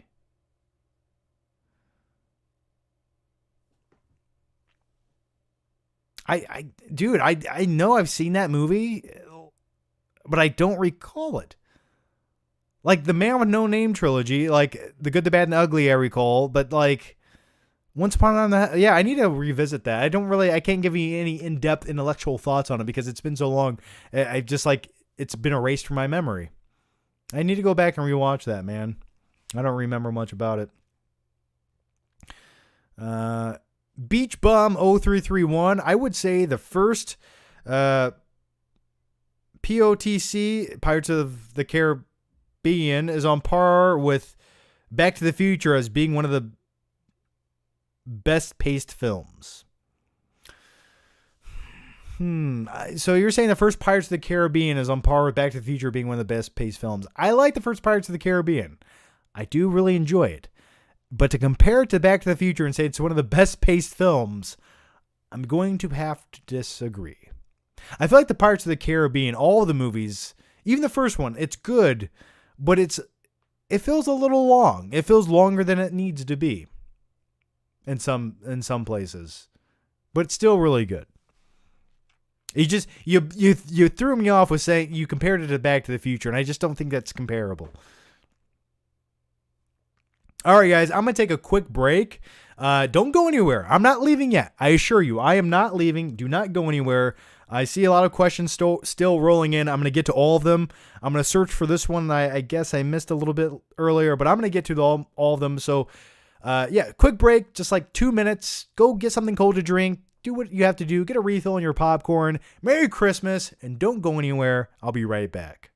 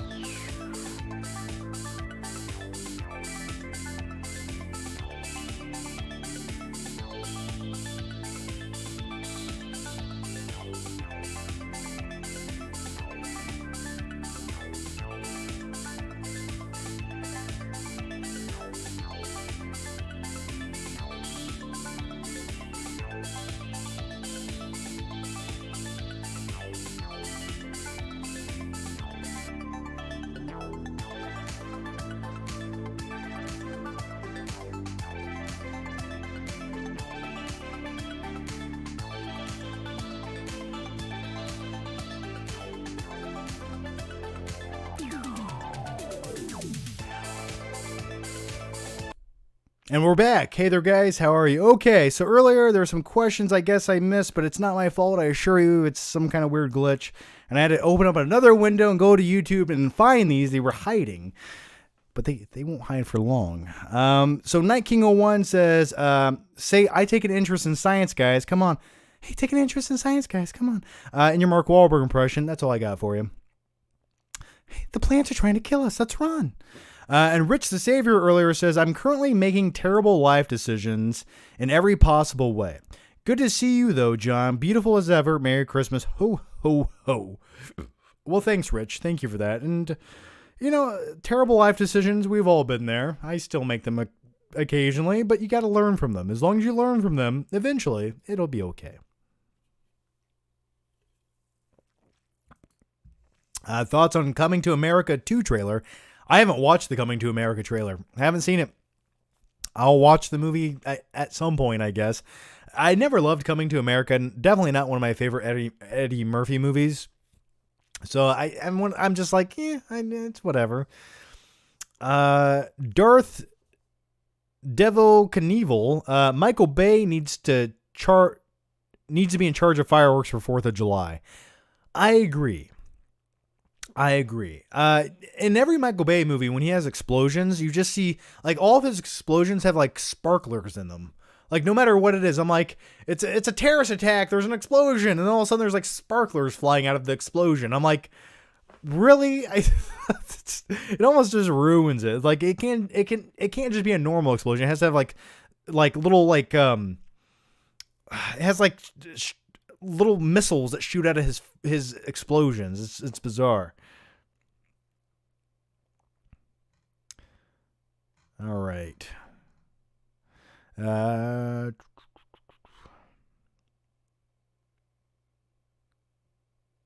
Rich the Saver, you asked the same question again because you assumed I missed it, but thank you nevertheless, man. Sorry I missed it earlier, but I got to it. Don't worry. All right, the next one comes from Tom Roberts. Thoughts on David Fincher's Girl with the Dragon Tattoo. Randomly watched it last night, and damn, almost turned it off, but damn, it ended up being great. I love The Girl with the Dragon Tattoo. It's one of my favorite Fincher films. It really is. And I know it's a remake, and people will say the original is better, but I love the Fincher version. I think Rooney Mara, who plays the Girl with the Dragon Tattoo, she's great. I was really blown away by her performance. And I remember seeing that film in theaters back in, what was it, 2011? Is that 2011, right? And I just being so immersed into it. Like, I remember going on, like, a cold, rainy, snowy December night, and it was like the midnight showing of The Girl with the Dragon Tattoo. And I remember going into the dark theater and no one else was in there, and I watched this movie and it just spoke to me. And it was just so, like, it's just almost unsettling, but I loved every second of it. And I liked the mystery aspect of it. And by the third act of that movie, where the villain is revealed and you're down in the basement, I'm just like, ooh, this is like made for me. It kind of reminded me of, like, the ending to Silence of the Lambs a little bit. Like, something about that spoke to me. Say what you will. Maybe I'm crazy. Just JDD24, in Disturbia, he was right to punch his teacher. Yeah, his teacher was really antagonizing him, wasn't he? I agree. He should have punched his teacher. I do agree by that. I always liked Disturbia. It's sort of like my guilty pleasure movie almost. I just hate when it turns into, like, solving the mystery of the murderer. Is that weird? Like, in the first act of Disturbia, he's on house arrest, and he's, like, hanging out, playing video games, building a tower of Twinkies. And then when it starts getting to, like, my neighbor's a murderer, I'm like, why couldn't we just watch this kid hang out and be bored? Something about that's more relaxing to me. Like, I don't actually need a plot to this.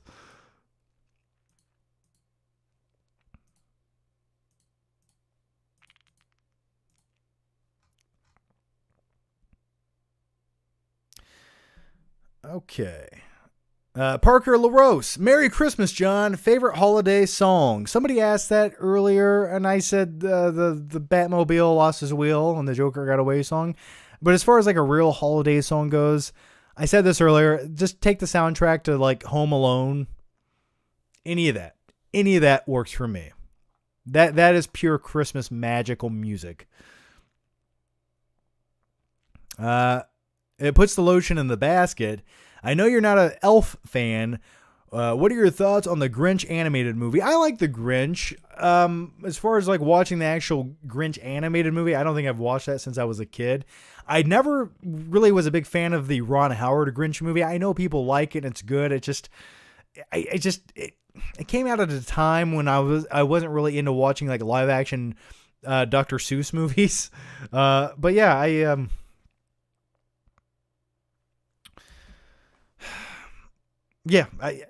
I don't think I've seen the Grinch animated movie since I was a kid. I always liked the stop-go animation Christmas movies that they sort of based Elf on, like Rudolph. Like the voices always sounded so weird and scary to me. Even as a kid, I was like, this is weird, but I always really enjoyed them. Caleb Eisenhuth. Hey, John. Merry Christmas. Well, Merry Christmas to you too, Caleb. I hope Wonder Woman 84 is good. I as well hope it's good. I'm just waiting for Aquaman 2. Me too. Here's a question. Who would be a worse boss? Willem Dafoe in The Lighthouse or J.K. Simmons in Whiplash? That's a great question. Let me answer that with an in-depth answer I'm going to make up off the top of my head as I talk about it. Well, if you have Willem Dafoe from The Lighthouse, there's probably going to be a time when you're working that you find your boss naked staring into a bright light. That would be weird. But then again, if J.K. Simmons is my employer, he's probably going to throw a chair at my head when I don't do something right. But he will get results, even if I have to cry. But then again, Willem Dafoe, man, is going to be farting a lot. But he can take a joke. I think I would get along better with Willem Dafoe's character. I almost think he seems less insane than J.K. Simmons' character in Whiplash. Like, Willem Dafoe's character didn't seem abusive. Yeah, I'll go with Willem Dafoe's. Hope that answered it. Winners, F the Prom Queen, always a great name. Tips with dealing with regret and regretting terrible life decisions. I have issues with this and not moving on. Well, not only do I talk about movies here in the live show, I also give you counseling and advice that only a trained medical professional should be doing. But take it from me, guys. I'm on YouTube. With that said, let me proceed. Just know there's nothing you can do to go back and fix it. You can only move forward. So you need to be your best person tomorrow, better than the person you were yesterday. So that's the thing with life. You know, you can regret it every day and let it eat you alive, but there's nothing you can do to fix it unless you know a guy named Doc Brown and he has a time machine, in which case you could go back and fix it, but you don't. So you just got to move forward, man. Just be the best person you can tomorrow. That's my motto. Lucas Bernowskowitz watched Home Alone 2. The pigeon lady is scary. Yeah, we talked about the pigeon lady earlier. Just utterly disgusting. You can't look at her when you eat. It's just disgusting. Utterly disgusting. Like, just out there covered in bird shit. Like, I get you're homeless. I understand that. But you're out here covered in bird shit. Like, don't hang out with pigeons. Also, her character in Home Alone 2, I always questioned something.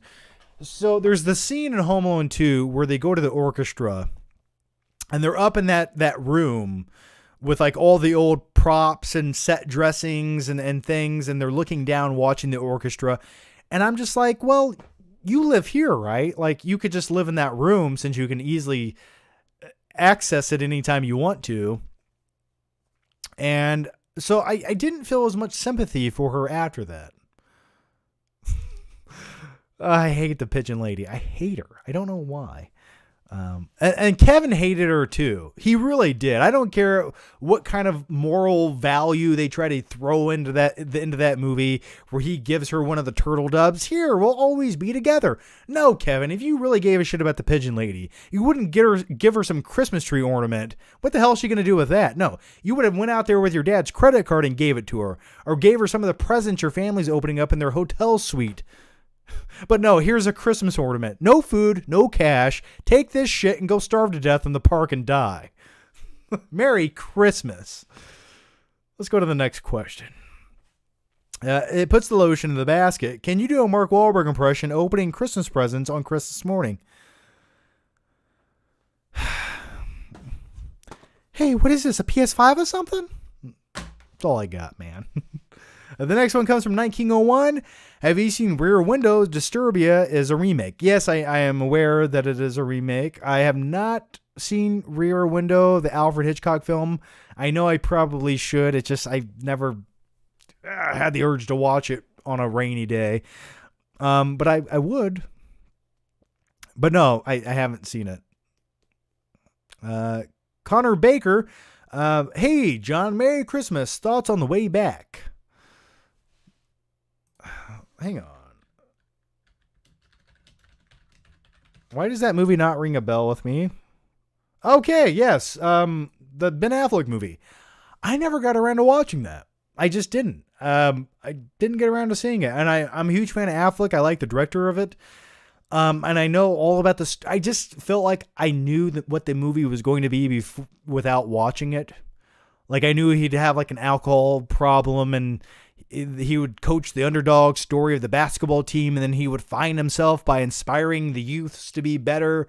I sort of knew what it was going to be. And if I'm wrong with what I'm saying, please correct me.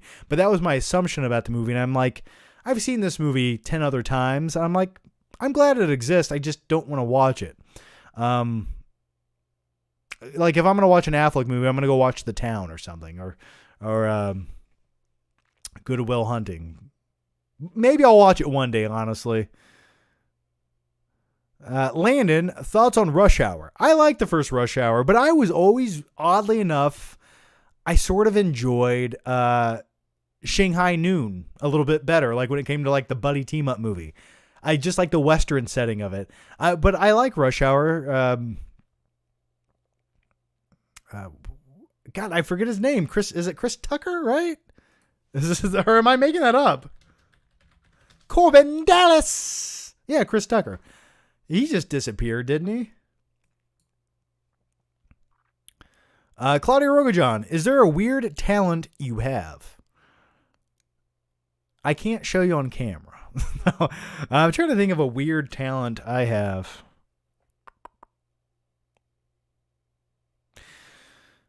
I used to be good at doodling and cartooning, like illustrating things, but I haven't really done it in a very long time, since almost college. No, I don't know. I'm not musical at all. I'm not overly athletic. No, I mean, I guess YouTube is sort of my talent. More or less. But I don't think I have an unknown talent. I wish I could say I do, but I don't. Alex Carr, it makes me wonder if Rob Schneider would be in every single Adam Sandler movie if he was not in Home Alone 2. I feel he was in other things between that and Big Daddy, but just a random thought.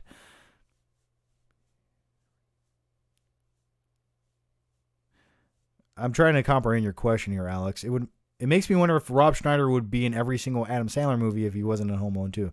What is the correlation of him being in Home Alone 2 and being in Adam Sandler movies?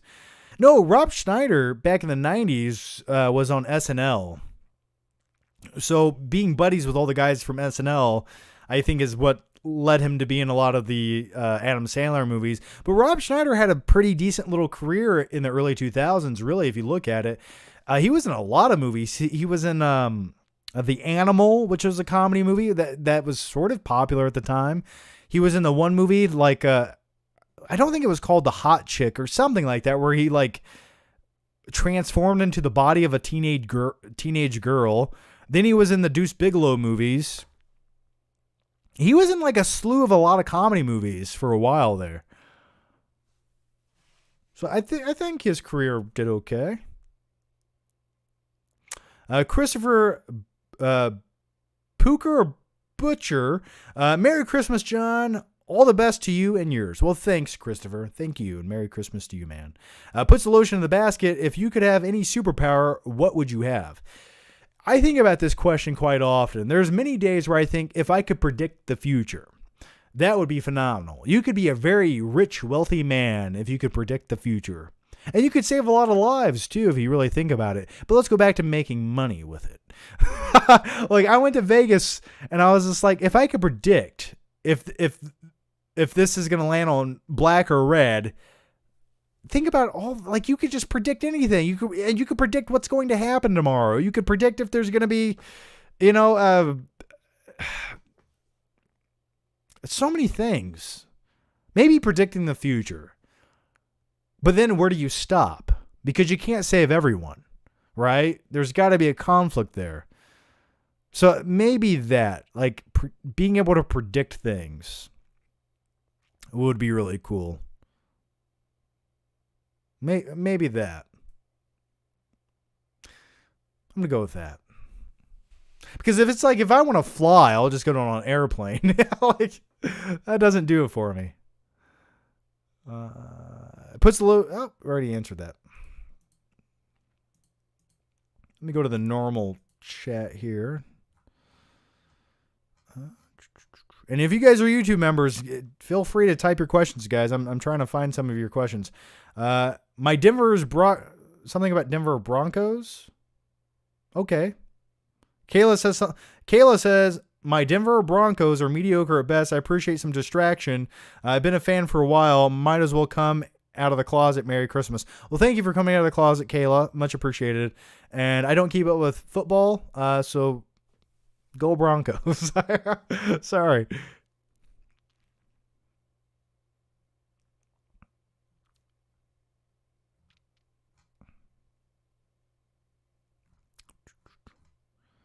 Okay. There we go. Rich the Savior. John, would you ever eat on stream, or do I have to pay extra for that kind of content? OnlyFans? When? Yeah, I'm starting an OnlyFans tomorrow and Christmas. I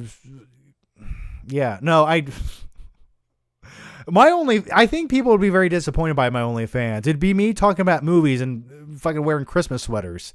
It wouldn't be the content I think you want. But if you want that bonus content, join my Patreon. It's a good time. I drink these on stream. I don't want to eat. That just seems very rude. Like, I don't want you guys to hear me chewing into a microphone. That's like, I can't stand that shit. When people eat on camera, it drives me crazy. I can't take it. No matter how politely they do it, even if they chew with their mouth closed, something about that chewing sound, I can't take it. It drives me crazy. I don't even like to drink by the microphone. Let me hide over here.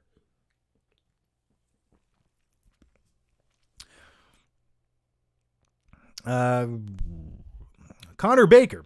John, do you watch competition shows like AGT, The Voice, etc.? I don't watch The Voice. Me and Amber did we did go through a phase where we watched America's Got Talent, and it was entertaining, but it just, something about that show, the way it's produced, is so like cliche and like just, it's like, here's the show, make everyone happy, and I just like a little bit of it goes a long way. But I did like, and by the way, I hate the judges on the shows. Like, the judges add nothing of value on any of the shows. But anyway, I did like America's Got Talent. I did like a lot of the acts. I thought they were really extraordinary and fun to watch. And I did like that. But I still, like, there was some weird stuff happening with America's Got Talent.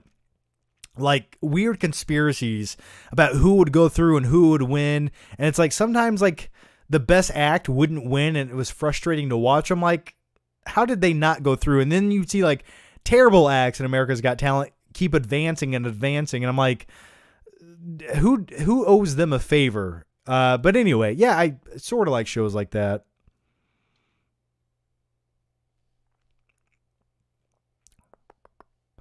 Ryman 6000, Merry Christmas, John. Which Star Wars character would you like to see Keanu Reeves play as?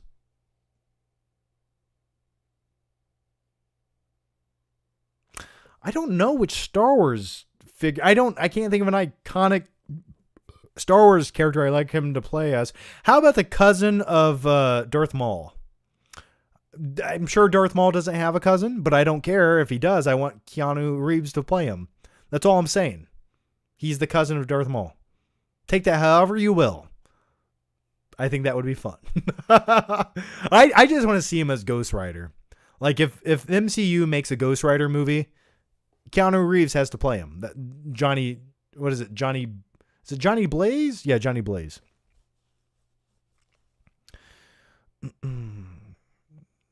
Claudia Rogajon, has there ever been a movie you walked out of? I've answered this a few times, and there's been multiple movies I've walked out of. It's just remembering some of them. Off the top of my head, I went to see The Matrix 2 I went with like a group of 5 friends, and we all liked the first Matrix movie. We loved it. And then we started watching Matrix 2, and like an hour and a half into the movie, I just remember everyone looking at each other like this is bad. Like this doesn't even feel like a Matrix movie. This is like bloated garbage. It just looks like it was shot in front of a green screen. And I think we were all really hungry too. Like the movie was overly long and it just felt like it was going nowhere. And I think we all looked at each other and we're like, do you just want to go eat? Do you just want to leave? And we're like, yeah, let's just leave. So we got up and left out of The Matrix 2. I don't like the movie. That was one of them. Another one was Transporter 2. I feel like we got up and left out of Transporter 2 as well. Like I was just watching and I was like, I can't take any more of this. Like, and both these movies were sequels where I liked the originals, but the sequels failed to recapture that. So those are 2 movies. Claudia Rogajon, Simon Cowell adds something. Do you hate him? No, Simon Cowell at times does add something. Yes, he does occasionally, but sometimes they always have like the one celebrity on the judging panel who just likes everything and has no real opinion of it because they're afraid to give a real opinion. That's what I can't stand about some of those shows.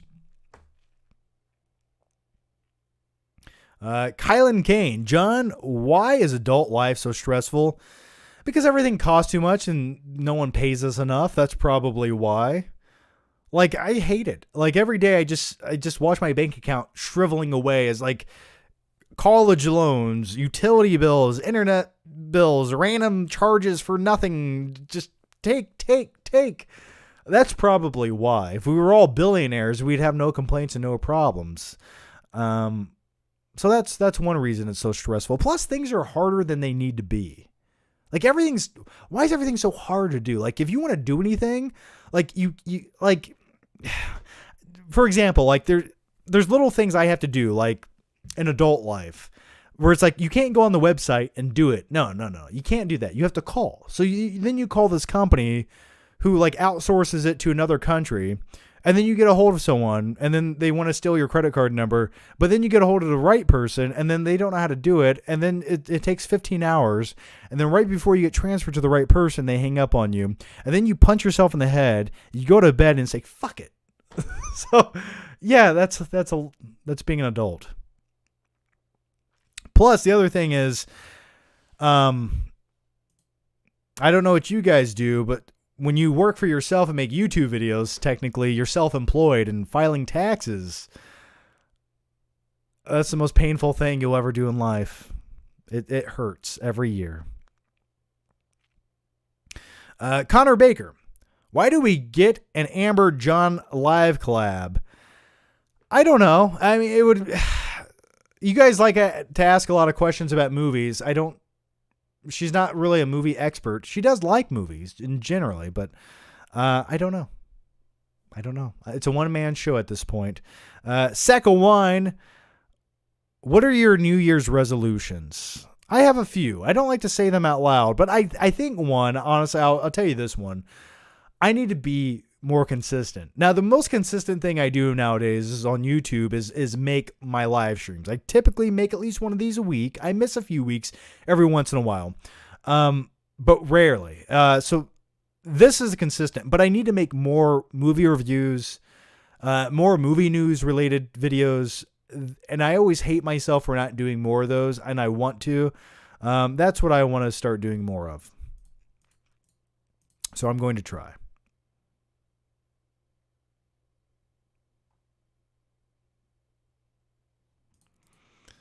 All right. And by the way, thanks. We got 327 of you guys watching right now. Yay. And if you're watching right now, if you just joined in, Merry fucking Christmas to you guys. And I hope you guys all enjoy your presents tomorrow. And enjoy Wonder Woman on HBO Max. That'll be a good time. And even if the movie's not that good, at least we have a new movie to watch tomorrow, right? Claudia Rogajon, think Transporter 2 was bad. Watch 3. Quick Cut City. Did I watch part 3? Maybe I did watch part of it. Yeah, I gave up after 2. I was like, this is dog shit. I'm not watching it. Oh, hi, Mark. Ever see Best Defense with E. Murphy and Dudley Moore? Best Defense? I don't think I have. Just an okay flick. Should have been better since they are both comedic legends. Thoughts? Mistletoe alert. Mistletoe alert. Okay, Patrick Bateman. Best Defense? Let me look that up. Let me look up Best Defense. Oh, wow. It's an Eddie Murphy movie. Wow, okay. Came out in 1984. An engineer, Dudley Moore, fails to get the bugs out of a tank before the army officer, Eddie Murphy, has to use it in Kuwait. Wow. I have not seen Best Defense. I've never seen this movie. Dude, I don't think I've ever seen a clip of this movie. And that's weird because I've seen a lot of Eddie Murphy comedies, especially the 80s. That's weird. Okay. I've never heard anyone talk about that movie, Alex. Hi, Mark asked that. Alex Carr says, what's worse, Ryan Reynolds' Green Lantern, Batman vs. Superman, or Suicide Squad? For me, it's Suicide Squad. It's kind of the most bloated garbage movie I've ever seen, to the point where I wanted to leave the theater and hated myself after watching it. I agree with you. Yeah, I agree. Yeah, I gave that a favorable review, and I hate myself for doing that. I guess the day I reviewed it, I didn't hate the movie. I guess I just liked Margot Robbie in it. I don't know. I'm so upset with myself about that. But yeah, Suicide Squad was the least watchable. I don't love Batman v Superman by any means, but there's moments in it that I really like to watch. Like, there's moments in that movie I enjoy. But I might love 5% of the movie. I might like 10% of the movie. And then I might dislike 85% of the movie. But at least there's a percentage of it I like to revisit. And with Ryan Reynolds' Green Lantern, terrible movie. But I remember seeing it in theaters and thinking, it's not great, but it was watchable. But it's not a good movie. It could have been so much better. Just JDD24, ever watch Shia L in Disney's show Even Stevens? No, I never watched Even Stevens. I never really watched those Disney shows. A lot of those were like around the 2000s era. And I was a teenager by that time, so I wasn't really into the Disney shows. DD, thanks for the super chat, man, but you didn't ask a question, but thanks. Michael Time, give us some good stories about your uncle. Also, how did no one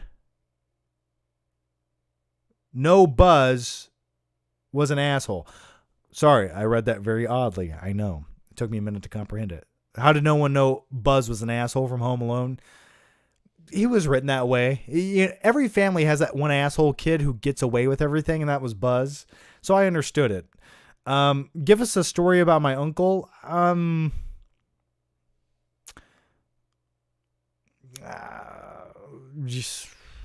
already told the Christmas story about him urinating in the Christmas tree. I remember one time when I was a kid, me and my cousin and my uncle would go on bike rides, and my uncle was an alcoholic. And I remember one time he was drinking way too much, and he was riding a bike, and we were riding down a street, and he just rode into a car, like a parked car, on the side of the road, and just flipped over his handlebars and knocked himself out, sort of. He was okay, no permanent damage that I know of. I remember that, and it wasn't. I guess it wasn't funny at the time, but looking back on it, it was. That's the story I got off the top of my head. Benny, I waited to get HBO free trial for Wonder Woman 84. Hope it's good. Will you watch Soul as well? Is HBO Max still giving a free trial? Are they? I would have. God, I was surprised they didn't suspend that for right now. Yeah, I think it'll be good, man. I think it'll be an entertaining movie. I'll watch Soul. It's not one of my most anticipated Pixar movies. I don't know. Like when it comes to Pixar movies, I'm like, oh, you have The Incredibles with superheroes. You have Toy Story with little toys that come to life. And then you have Soul where you have a middle-aged jazz musician who sort of dies. I'm like, all right, all right, Pixar. But yeah, I'll definitely check it out. I'm intrigued by it.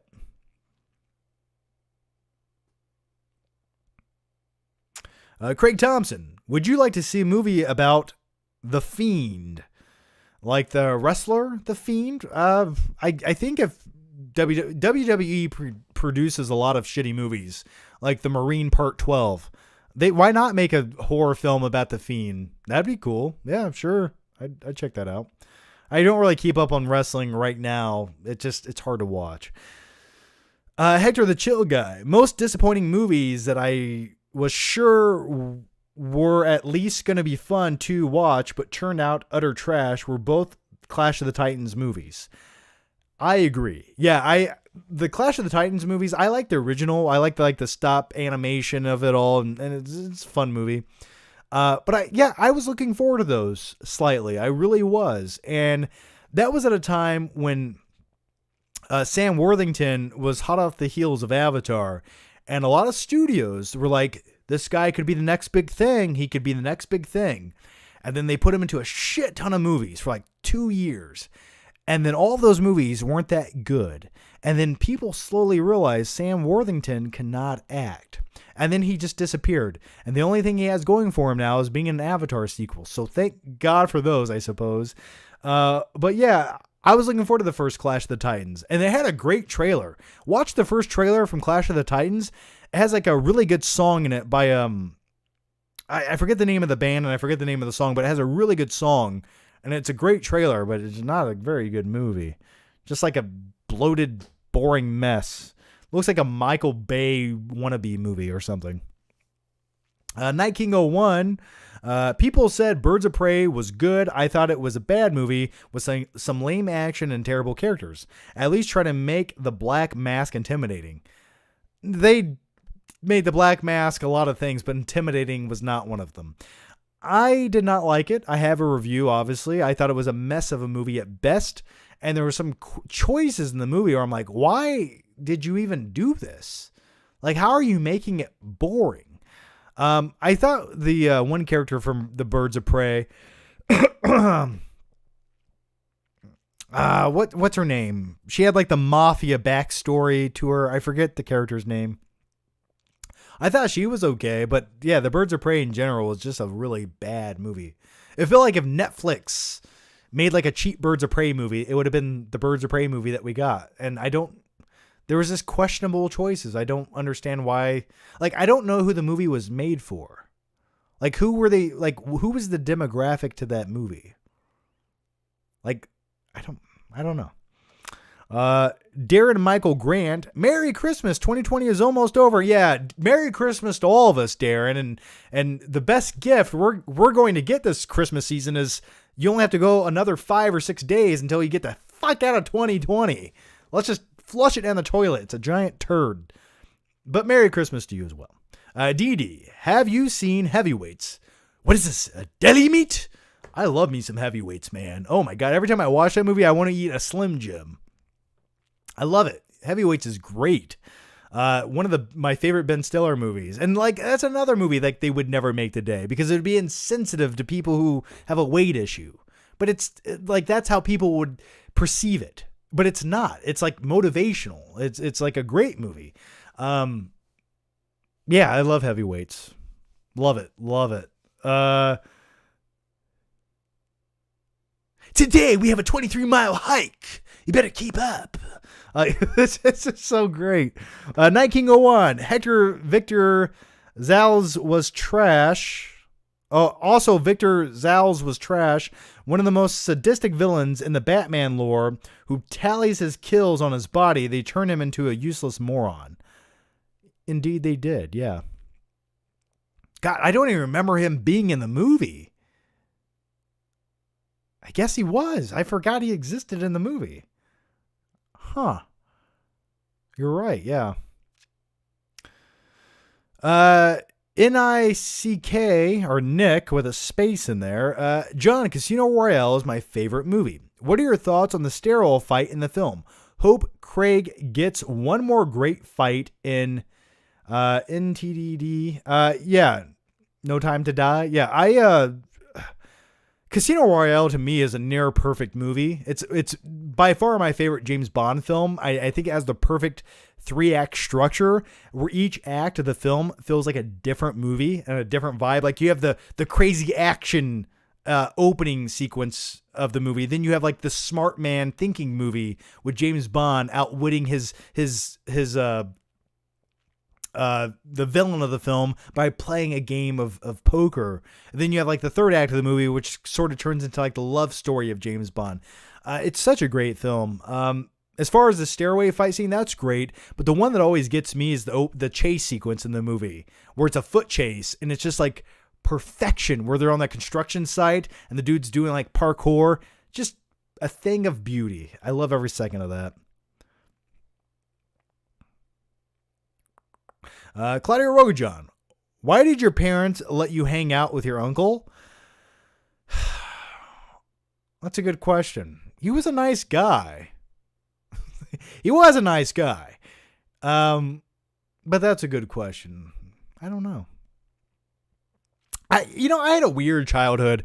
Like I grew up around my grandparents a lot, and my grandfather would always go to like bars. But he was like a functioning like drinker, really nice guy, and spoiled me all the time. But as a kid, I'd go to all these bars, and I was always around older people. I always grew up around older people, and I'd go to these bars, and they'd have like pool tables, and I'd play pool, and then like I'd eat pizza, and then my grandfather would drink and watch football, and I just remember that. And it was always like, that was great. That was fun to me. Like, that's where I grew up. Maybe that's what's wrong with me, but I always remember like hearing conversations of older people discussing life and making jokes that were highly inappropriate for a child's ears, but I loved it. So yeah, how did we even get there? I don't know. I thought I'd tell you a little backstory about my childhood, and now you know. Robert Kopp, which do you prefer more, Black Hawk Down or Fury? Black Hawk Down to me is good. It feels like sort of like a Michael Bay movie without Michael Bay. And Fury was also good. I liked Brad Pitt in the movie. It's sort of simple in a David Ayer movie. I don't love either movie, but I think I'd probably rather rewatch Fury than Black Hawk Down. But really, when it comes to war movies, just give me Saving Private Ryan. Oh, hi, Mark. Where's Buzzsaw? Also, he had to split Running Man. Oh, yes, Buzzsaw. Yeah. I'm trying to remember that scene specifically. Yeah, and what was the electric guy's name? Shocker? Was his name just Shocker? Anyway, yeah, Running Man. Good stuff. I'm surprised they don't make a modern day remake of Running Man. I'm very surprised they haven't made that yet. And they could make it great if they wanted to. They could. There's so much you can do with that movie. Like, Running Man is one movie you could truly update and add to it. I know what you're thinking. We don't want remakes, John. But let's just step back for a second. Let's really think about it. Like, imagine if a very competent, really good director took the concept of Running Man and made a modern day movie. That would be great. I'd want to see that. Like, imagine a Tarantino directed Running Man movie. Could be good. Night King 01, the airport chase is awesome, and Casino Royale. Oh, the airport. Yeah, the airport scene's really good too. Yeah, I agree. I just like when they're playing poker. Like, to me, that's just as intense as any action scene in the movie. Like, they're just sitting there playing poker. I'm like, ooh, this is good stuff. Claudia Rogajon, Birds of Prey was a ripoff of Snatch. Also, every man in the movie was either a jackass or a complete idiot. Feminist message was so hammered in. Yeah. I don't want to get political and talk about feminism in Hollywood, even though it's like a trend going on right now. And it's a weird trend because every heroic figure now needs to be a woman. And that's fine if that's the story you want to tell, and that works. I mean, it worked in Alien. It worked in Aliens. It worked in Terminator 2. I mean, it works. It does. But now it feels like rather than present that for the sake of the story, we're just going to present it because some kind of weird agenda. And a lot of these films, like Birds of Prey, they're not critically acclaimed. They're failing at the box office. So that tells me two things. People don't want to see this movie, and maybe it's a bad idea just to shoehorn that concept in there. But yeah, I get what you're saying there, man. Michael Time, Morgan Freeman as Buzz growing on my ass quote. Hang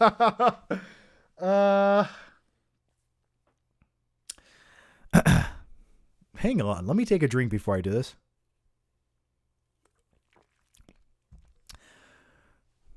I wouldn't let you in my room if you were growing on my ass. You either get busy dying or you stay home alone. It's not very good. I know that. Is this toothbrush approved by the American Dental Association? I'll stop now. Thank you. Thank you for making me make a fool out of myself. But I do it for your entertainment.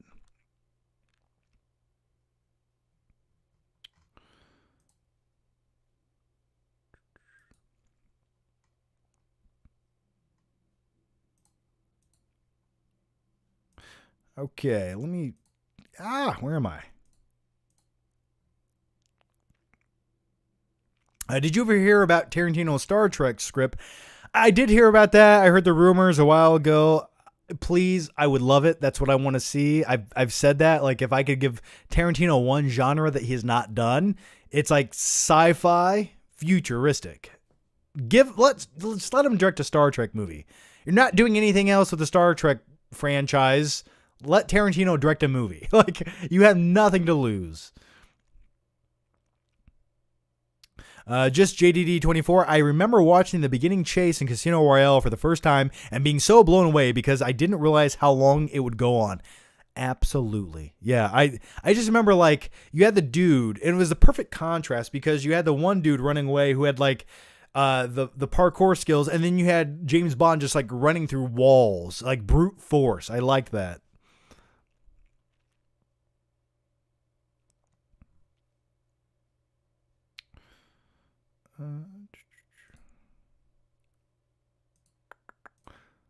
All right. Need a bigger monitor. There's just too much to read. Okay, here we go. Will, Johnny Two Jacked, what's your thoughts on true crime and how many ladies of the night have you killed? None thus far. Thanks for the question, though, man. True crime. I like shows like True Crime. I like shows like Forensic Files. I love those shows. You watch those shows and you realize it's sort of hard to get away with murder. But that's not to say I haven't. No, like, I like shows like that. Ladies of the Night. Good question, though. Z White. Hope to be your servant one day. Merry Christmas. Thanks, Z White. You don't have to be my servant, man. Just be my friend. Or you can be my gimp, and I'll put you down in the basement of the pawn shop in a little box.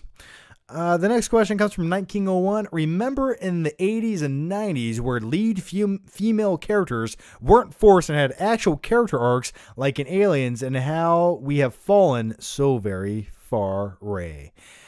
Yeah, I think that same thing. You know what I think when I watch the new Star Wars trilogy? I think I think in The Last Jedi, what if Rey had died? What if she had sacrificed herself and then continuing on from there, we got to tell the story of Kylo Ren. And get ready for it, guys. Are you ready for it? Would the name Rise of Skywalker not make more sense? Just a thought. Just putting that out there. That would have been the culmination. That would have been the twist. But no, we didn't get that. So yeah, I agree with you, man.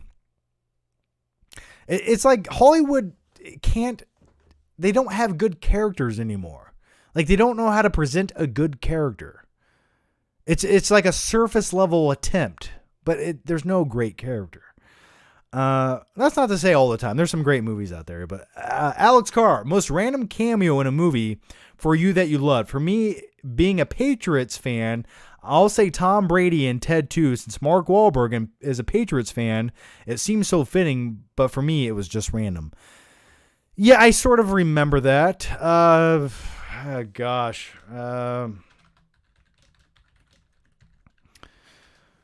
Best movie cameo. It's kind of like a big cameo scene. It's a little more extensive than that. I liked when John Candy was in Home Alone 1. Like that was a great cameo scene, and he only shot that for like a day. So since it's Christmas time, we'll go with that. John Candy in Home Alone 1. Polka polka. Yeah, I go with that one.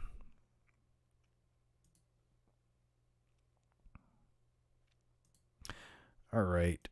By the way, we have 339 people in here right now. Thanks, guys. Thanks for watching. Just JD24. Casino Royale was my first Bond film ever, and I absolutely loved it. Well, it's a good introduction to James Bond. And unfortunately, Quantum of Solace was not.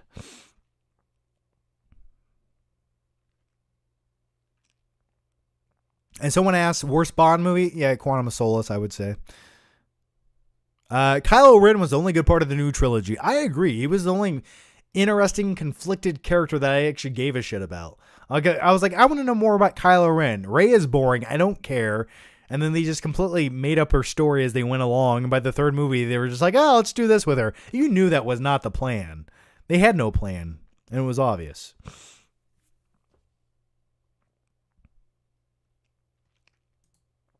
I'm sorry. I'm looking at this Turbo Man gif popping up right now. I love it. It just makes me happy. James says, do you think the Terminator franchise is dead after Dark Fate? Yeah, I do. I do. And the unfortunate thing is, here's what they're going to do. Here's what Hollywood always does. They make a shitty movie. They make the worst interpretation with an IP that they possibly can. So you have the Terminator. You have a great concept. You can build off of this. You can write the script and make it do whatever you want. And then you make shit like Terminator Dark Fate. And then it fails the box office because it's a movie that no one wanted to see. It was terrible. No one liked it. And it's not going to get good word of mouth. So it fails. It bombs at the box office. And then stupid studio execs who have no creative insider ability whatsoever, they look at that and they say, well, I guess nobody likes Terminator movies anymore. And then we never get another Terminator movie because it failed, and they blame it on Terminator, not just the shitty movie that they greenlit and put $150 million into making. So probably not anytime soon, which is unfortunate, which makes me very angry and sad.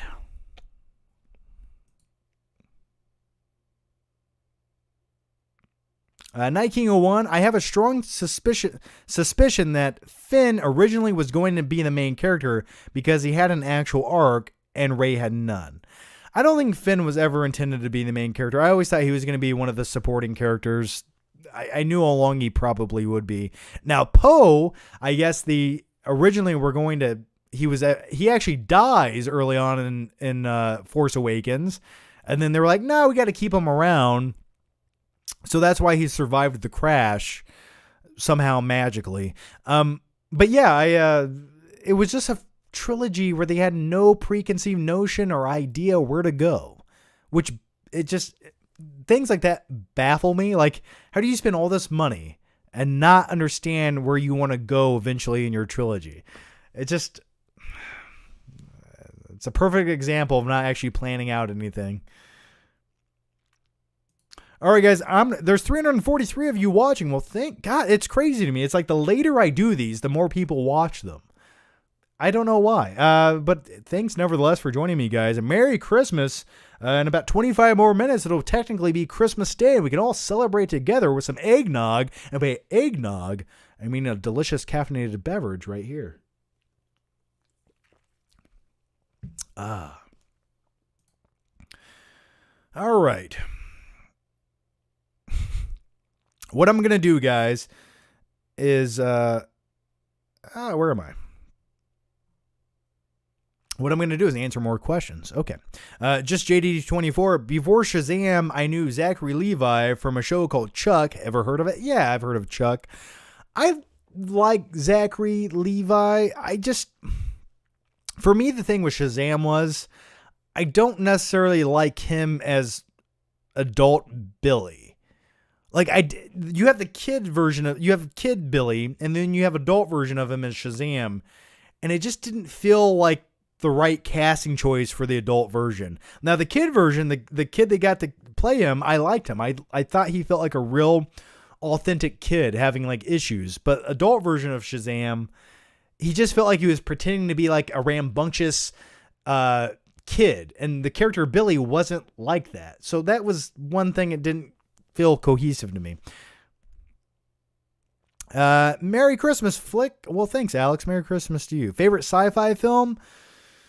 There's so many great concepts in sci-fi films, but the overall film isn't necessarily my favorite. If I had to pick like a sci-fi film, I love some of the Star Trek movies. I like Terminator. I like Alien and Aliens. Those are a few, but like sci-fi films, I always wanted to be slightly better than they were, like Prometheus or like Interstellar. I love the concepts to those sci-fi films. Like I love a thinking man's sci-fi film, and I just wish we got more of them. Some people like Terminator Dark Fate. I don't know who those people are, and I don't ever want to know who those people are. Oh, hi, Mark. Villains were Sub-Zero, Buzzsaw, and Dynamo. Hi, Cutie Pie. Well, thanks. Yeah, you're right. Okay, those were the villains of Running Man. Yes, Sub-Zero. Yes. Buzzsaw, Dynamo.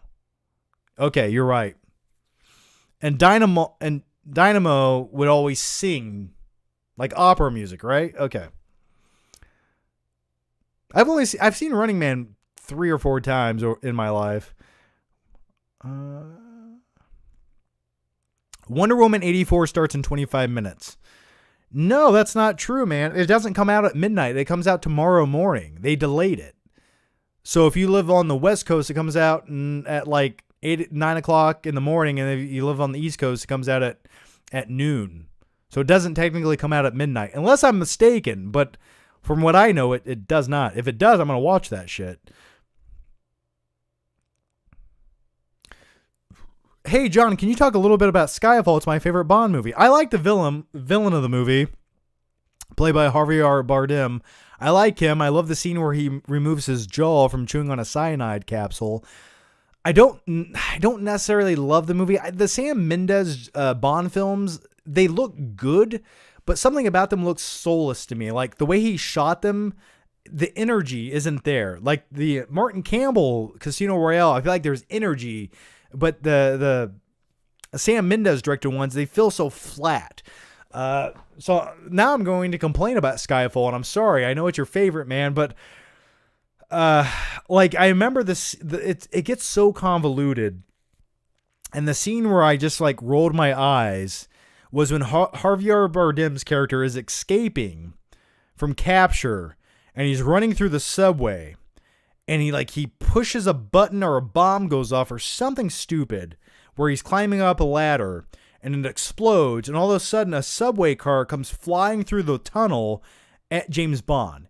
It was like the most convoluted way to stop James Bond from chasing him when all he could have done that was less convoluted was like, I don't know, have a gun or something. Like, it was like, I was like, really? That's okay. But anyway, that's what I remember most about that for some odd reason. But yeah, there was some good stuff in the movie.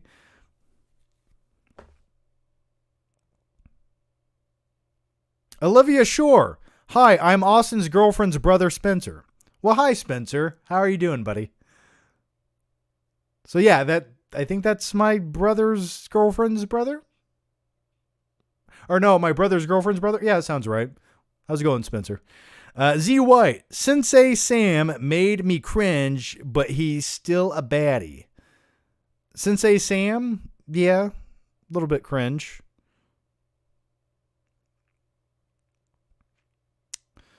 Matrix 3 or Star Wars 9? Holy shit. Matrix 3, the culmination of everything that happened in the Matrix was they're all in giant mech suits just shooting out a giant hole in the sky. Boo, boo, boo, boo, boo, boo. It's like, that's the culmination to the Matrix. Sort of disappointing. But then the culmination to episode 9 was Emperor Palpatine is shit right back out for no reason because we need a bad guy. And all the spaceships just show up. I'd go with the Matrix.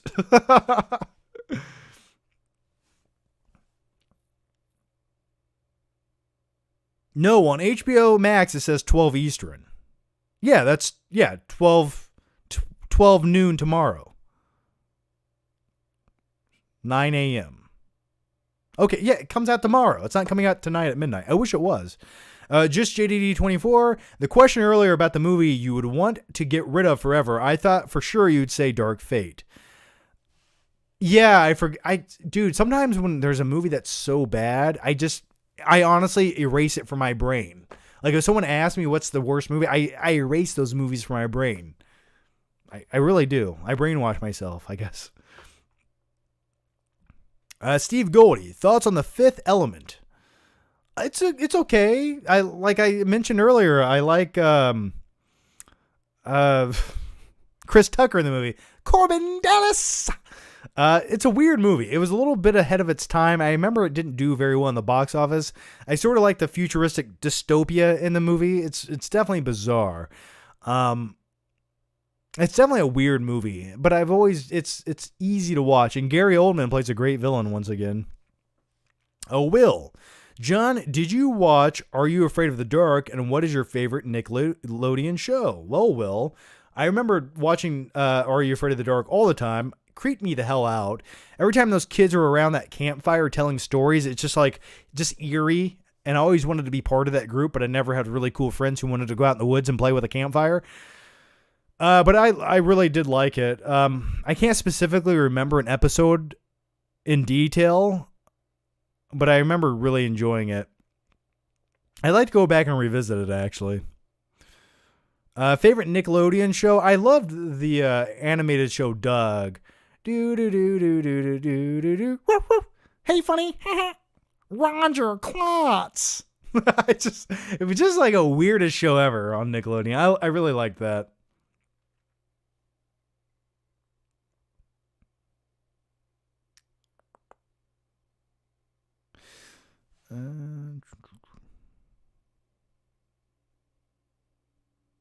Okay. All right. Okay. Thought I missed something. All right, guys. What I'm gonna do right now is Wow, we have more people watching than we did 2 hours ago. That's amazing. You guys are awesome. All right. I'm gonna answer some more questions, but before I do that, what I'm gonna do is I'm gonna take a quick break. I'm just like a 2-minute break. I'm going to go get something else cold to drink. If you guys have any questions, get all of your questions in right now during the break. I'll answer all of those plus more when I come back. So don't get scared now. I'm not going anywhere. Just give me 2 minutes. I'll be right back. And by the way, if you guys are just joining me, Merry Christmas.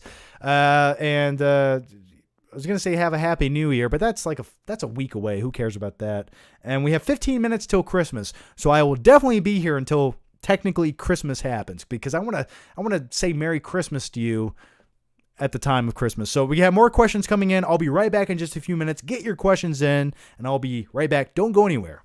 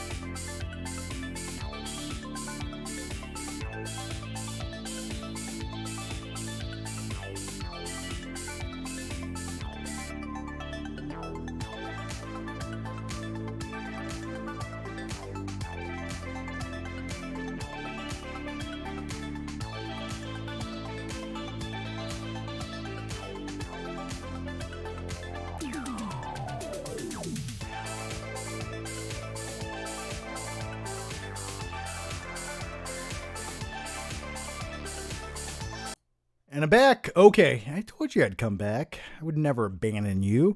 Uh, let's just jump right into it. Armin Nukik,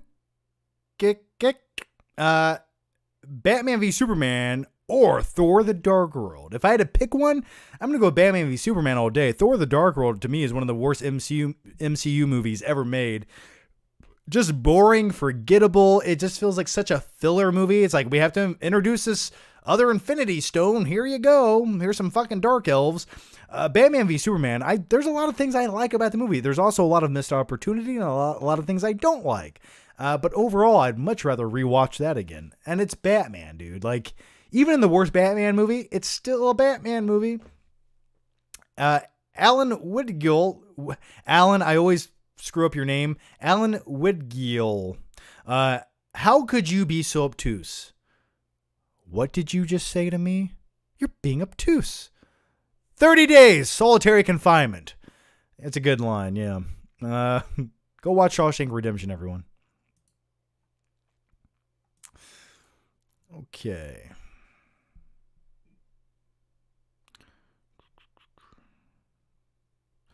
Just JDD24. Thoughts on the first Mission Impossible? I liked it. I always liked it. Never loved the movie. I think the movies got a little more enjoyable and fun as they went on.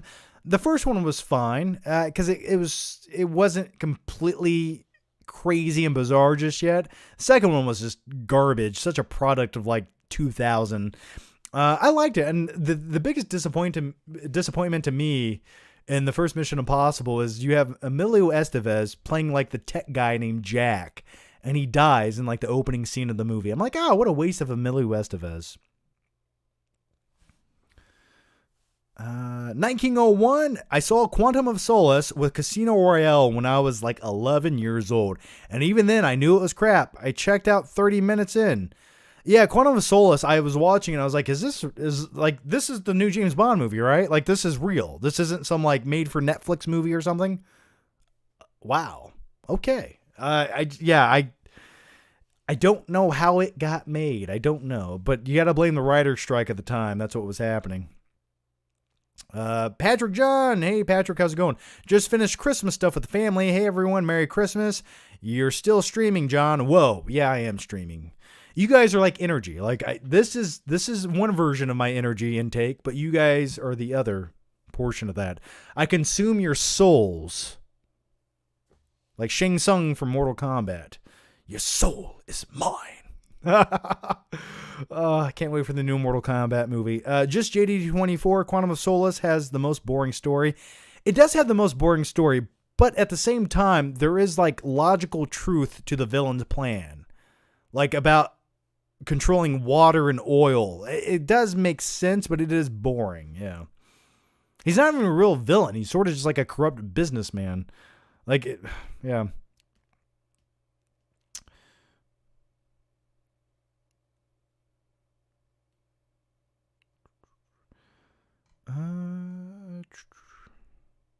You ever come to New York City? No, and I'm probably not coming anytime soon. Everything in New York right now is like shut down and closed. It's like they're trying to kill their own city. Yeah, I won't be there anytime soon.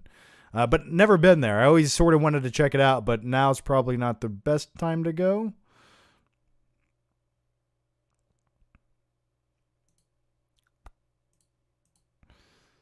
All right.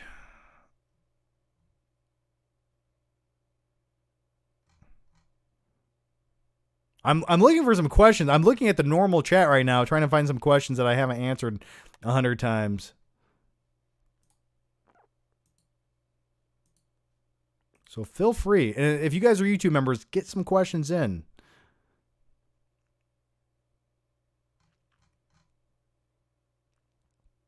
What's my favorite 2020 movie? I don't have. The truth is, there's a few movies of 2020 I like, but I don't have one that like I love thus far. So there's a few that I have to watch.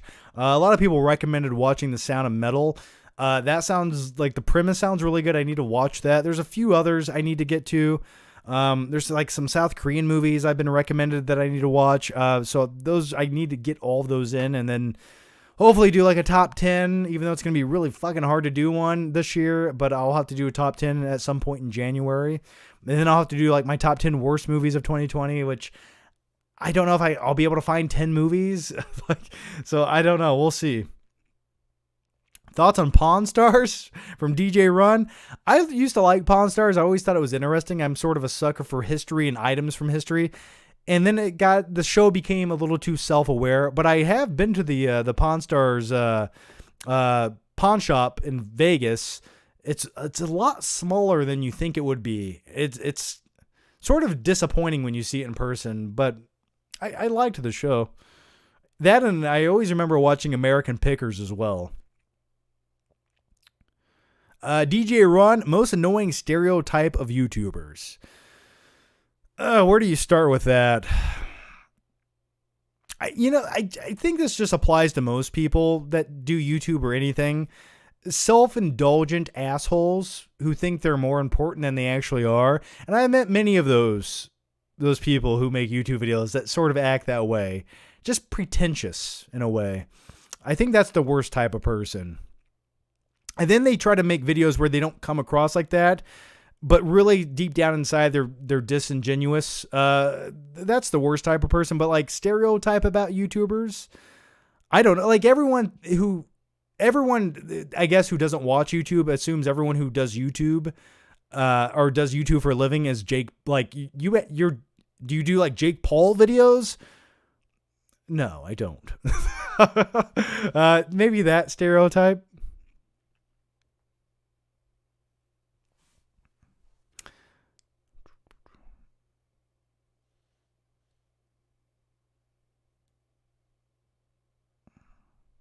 I just rewatched Fight Club. Is Marla Singer real? That's an ambiguous question. Is she real? I don't know. Did anyone ever really interact with Marla Singer? Not really. I remember having this conversation with somebody. I want to say she's not, but I don't recall the details why. I need to watch Fight Club again. It's been a few years. Bob's bitch tits. I loved those things. Hector the Chill Guy. Hey, John. Why was Christoph Waltz wasted in James Bond Spectre after coming from Django Unchained and Inglourious Bastards? I agree. He was wasted. I'd like to introduce you to my good friend Django here. And as for you, unlucky devils, yeah, I love Christoph Waltz and Django, man. And he was wasted. Yeah, absolutely.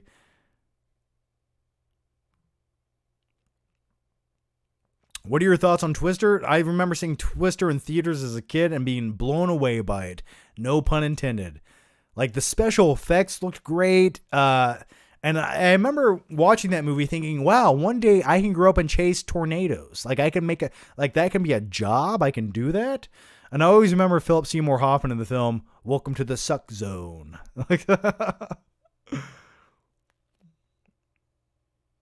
Patrick John's early videos are just low budget Pawn Stars. Sort of, yeah, except the only thing that I would talk about are like shitty movies you can find in pawn shops. Beach Bum 0331, thoughts on the Godfather Part 1 and 2. Just started Part 1 and not seeing it in 10 years. It's great, but 4 hours is a bit much. I haven't watched Godfather Part 1 or Part 2 in so long, and I always remember liking Part 2 a bit more. And people can say those are great movies, and they are great movies. You have to respect them. They're part of cinematic history, but they're not like rewatchable movies for me. They're not. And when it comes to movies like that, I actually think one really underrated film is Once Upon a Time in America. I think that's a truly underrated film. Someone mentioned Once Upon a Time in the West earlier, but I like Once Upon a Time in America. Night King 01. John, what happened to the Tenet video? That's a good question. Someone earlier asked me to rant about Tenet. So I missed that. I'm sorry. But yeah, I don't know. I need to I was waiting to watch the Blu-ray again. but I can't like get in the mood to watch it. I'm like, I don't want to watch Tenet again. Like that's how much I didn't like it. Like I don't feel like watching it again. We'll see. I'll try to get it out at some point. I feel like I've talked about it every live stream. So it's like, I don't know what more you really want from me other than just a dedicated video saying my Tenet review, but I'll get it out. I need to watch the Blu-ray again and really like watch it again and see if there's something else in the movie I'm missing. I'll give it that. Most overrated film in the last 10 years? A Star is Born. DJ Run 01, have you ever been to a frat party? A few of them. And I'll tell you one, the coolest one I ever been to, actually I was like in high school and I went to a frat party and I shouldn't have been there, but it was like huge. And it was like they had a live band playing. It was in this huge frat house with like hundreds of people. And it was really cool. And it's just all kinds of crazy stuff I would explore when I walked down the wrong hallway. And I just didn't feel like I was cool enough to be there. But I do remember that in high school. But I'm not a big party guy. I'm more of like, let's hang out with like 5 friends and like play video games and drink Jack and Coke. You know, that's my type of environment. Will, what's your favorite SNL member and comedian? I think Chris Farley, like when it came to actually making me laugh, Chris Farley made me laugh. Like in a van down by the river and then he just fall through a table. Like that was fucking gold. Like Chris Farley by far. I think and then Will Ferrell would probably be the next funniest cast member on SNL. But by far, like the mid 90s were a really good time on SNL. And that's when I watched it mostly when I was younger. Where did you get your sweater? I don't remember. Some website like 4 years ago sent it to me. I don't recall. Simon York, Wonder Woman 84 tomorrow. Going to watch it in cinemas tomorrow. Are you going to catch it on VOD or?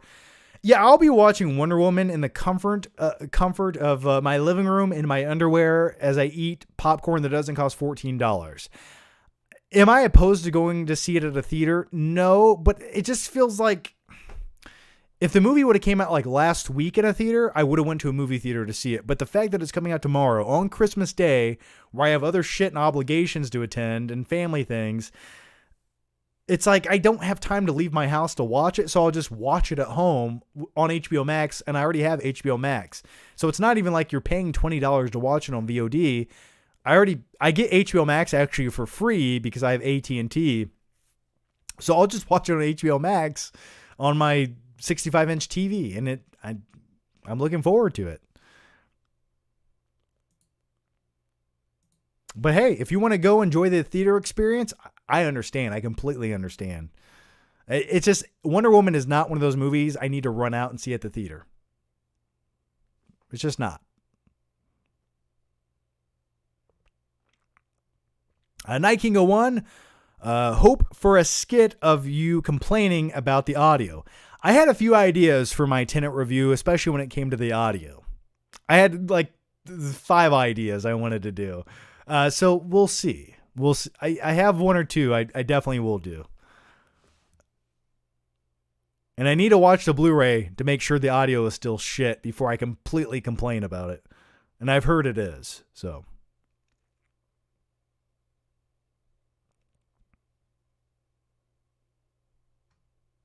I'm sure it looks cool though on 4K. Nolan movies nevertheless always look good.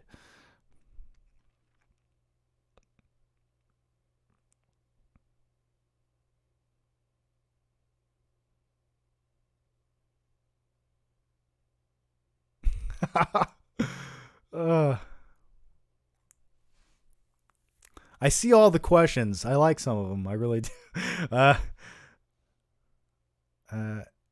Do you use teeth whitening? Your teeth are usually your teeth are unusually white tonight. Well, thanks, man. Thank you. I do brush them often, at least once a day.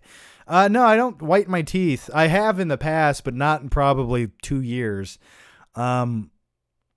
Yeah, they're in person. They might not be as white. Maybe it's the lighting. I don't know. Justin Corona, American Pie series is underrated, don't you think? I don't think it's underrated. I think people appreciate it for what it is. And I think the sequels are all pretty good. I mean, they're not better than the first movie by far, but they all still sort of hold their value of what made American Pie American Pie. Like, none of the sequels are so terrible you're like, oh, that just like ruined everything. Like, they all sort of feel like justified in a way. And the thing about the American Pie sequels is it's always a continuation where these characters are on life. And I like that about it. I would say maybe the weakest one is maybe the newest one. No, actually, I think Reunion is a little bit better than American Wedding. But I like all of the American Pie movies. I really do. Now, I'm not going to talk about the spin-off Bandcamp movies. Those are just bad. But yeah. And for years, they were talking about making another American Pie movie. I'm wondering whatever happened to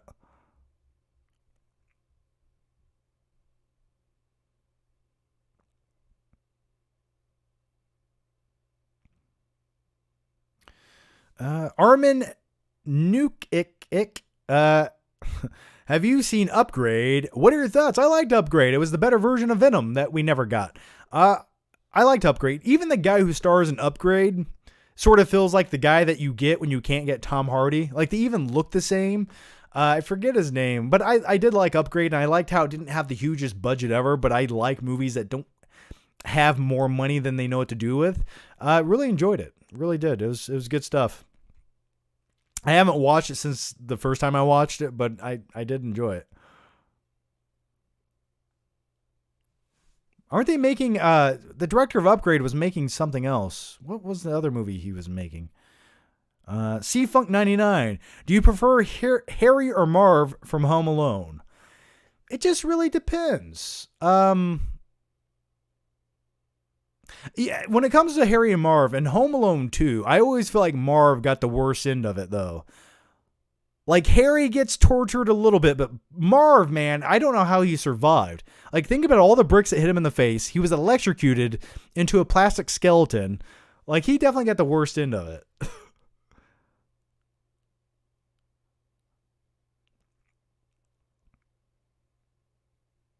Have you ever taken a DNA heritage test?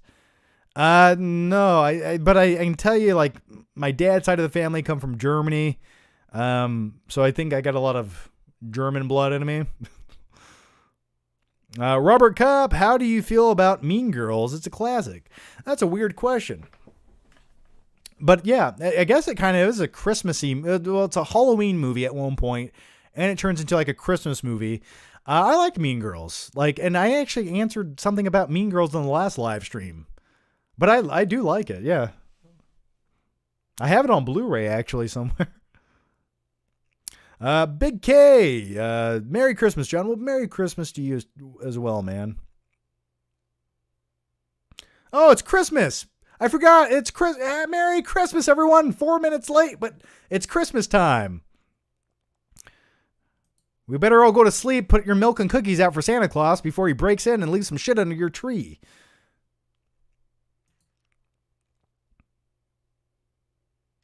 Wesley Snipes, are you Sam Worthington? I wish. Paint me blue, make me 9 feet tall, and put me under the tree of life. I'll do whatever you want. I feel like I could probably act better than Sam Worthington. I really could. At least you wouldn't have to hear me trying to hide my Australian accent.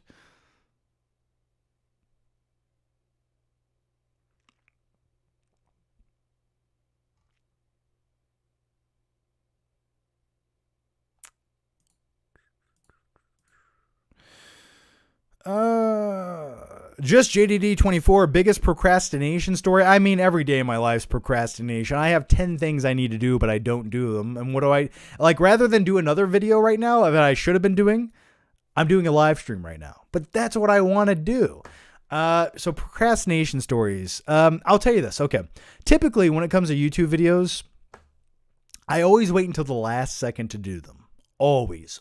So what happens is, I end up torturing myself where I'm like up all night at the last second trying to get some project done. I'm tired. I'm exhausted. The sun is coming up. I'm I'm always like sitting here half awake editing the video so I can put it out as soon as I possibly can. That's more often than not the process of whenever I make like an edited YouTube video, especially when it comes to like a sponsored video, because I always wait until the last second to do like a sponsored video.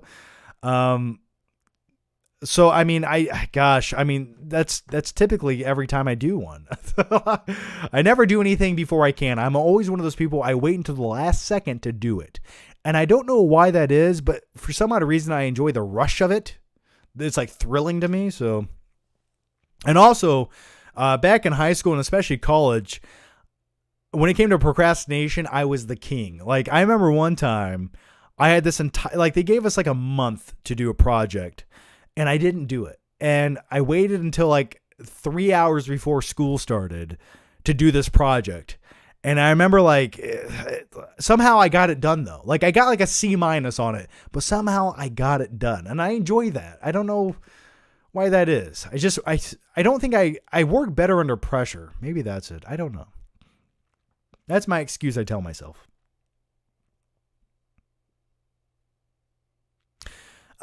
Your personal workout process now and thoughts on working out before and after COVID. Well, here's my personal workout process is I have been slacking on working out, I would say for at least the last year and maybe a year and a half. I've probably worked out in the last year and a half 20 times, maybe. And I just took a break from it. I don't know. I was so into it for 5-6 years that it just sort of like, I was like, yeah, who am I trying to impress anymore? So yeah, that's sort of my process right now. And I've been trying to get back into it. And I do have like a home gym in my garage out there.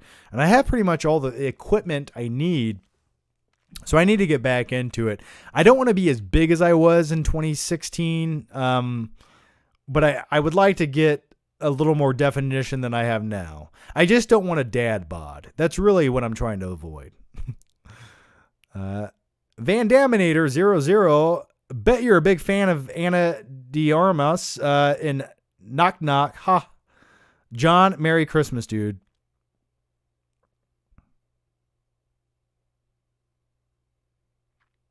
And Knock Knock, huh? I liked her in Knives Out. Did I miss a joke there? Maybe I'm not getting it. Oh, hang on. I know what you're talking about.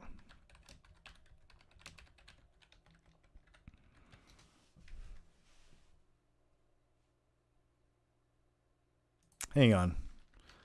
Come on.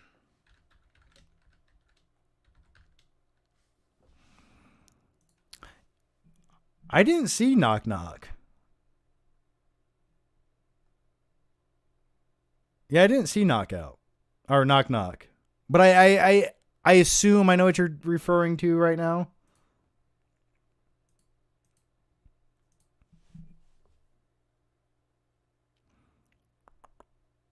Helicopter Kicks. Well, that's a cool name. Have you seen Mel Gibson's Fat Man Christmas reimagining film? I thought it was pretty good. Walton Goggins stole the show like always. Yeah, he's a great actor, and thank God for Tarantino putting him in movies. But I haven't seen it. You're the first person I've heard say anything great about Fat Man. But I do like him as an actor, though. I love him in The Hateful Eight. I'm surprised he isn't in more movies.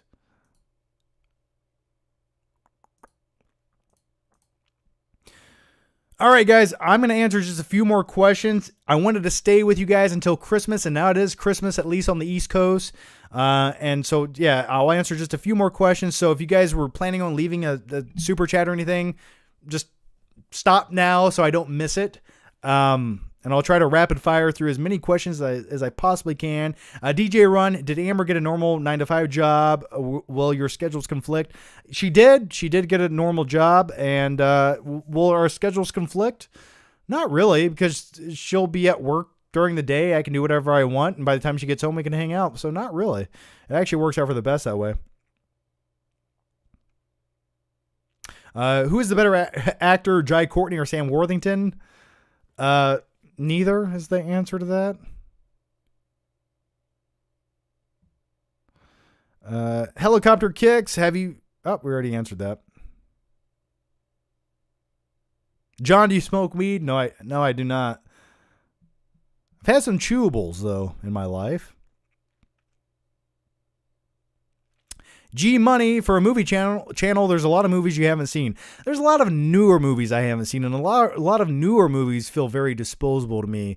They're sort of movies that no one's going to have a conversation about a year from now. But yeah, I can't see every single movie, man. I mean, I just can't. Like I like what I like, and I talk about certain things, and just I can't watch every movie every week, every day.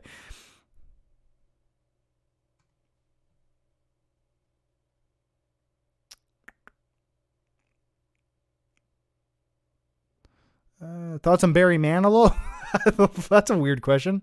Have you ever cried during movies? Sure, I remember crying in The Lion King. That was one movie I remember crying in. And there's probably I almost cried I could have cried. And I have almost found myself doing it in Avengers Endgame at Tony Stark's funeral. Like, that's an emotional moment, man. Come on.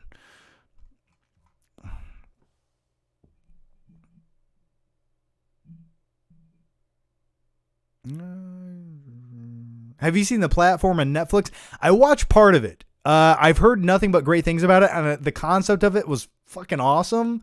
It says something about like humanity in general. I liked that message of it, but I didn't watch all of The Platform. G Money, thanks for the emoji thing there. Very much appreciated, G Money. Thanks, man. Okay, let's get back to the questions here.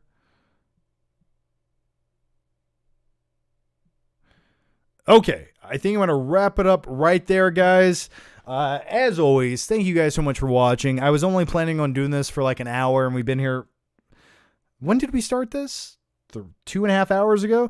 2 hours and almost 3 hours? I don't know. It's been a long time. But either way, guys, Merry Christmas. I hope you guys have a great Christmas tomorrow. If you don't celebrate Christmas, we'll just have a good day. Go watch Wonder Woman on HBO Max. Yeah, once again, make sure you guys leave out the milk and cookies for Santa Claus. And I think I'm going to go eat a frozen pizza. And I don't know what I'm going to do with the rest of my night. Maybe I'll go watch Hook. Your rude, crude bag of pre-food chew, dude. As always, guys, thank you so much for watching. Stay safe. Merry Christmas, you filthy animals. And if it was up to me, you guys could all keep the change. Take care. Have a good night. And before you go, if you want to, give the video a thumbs up. It does help the YouTube algorithm. Make that your Christmas present to me. That's all I ask. But thank you guys for joining. Thanks for the questions. And I'll see you guys next time. I'll see you guys before the new year. I'll try to maybe do another one of these before the new year. I'll see you guys next time. Take care.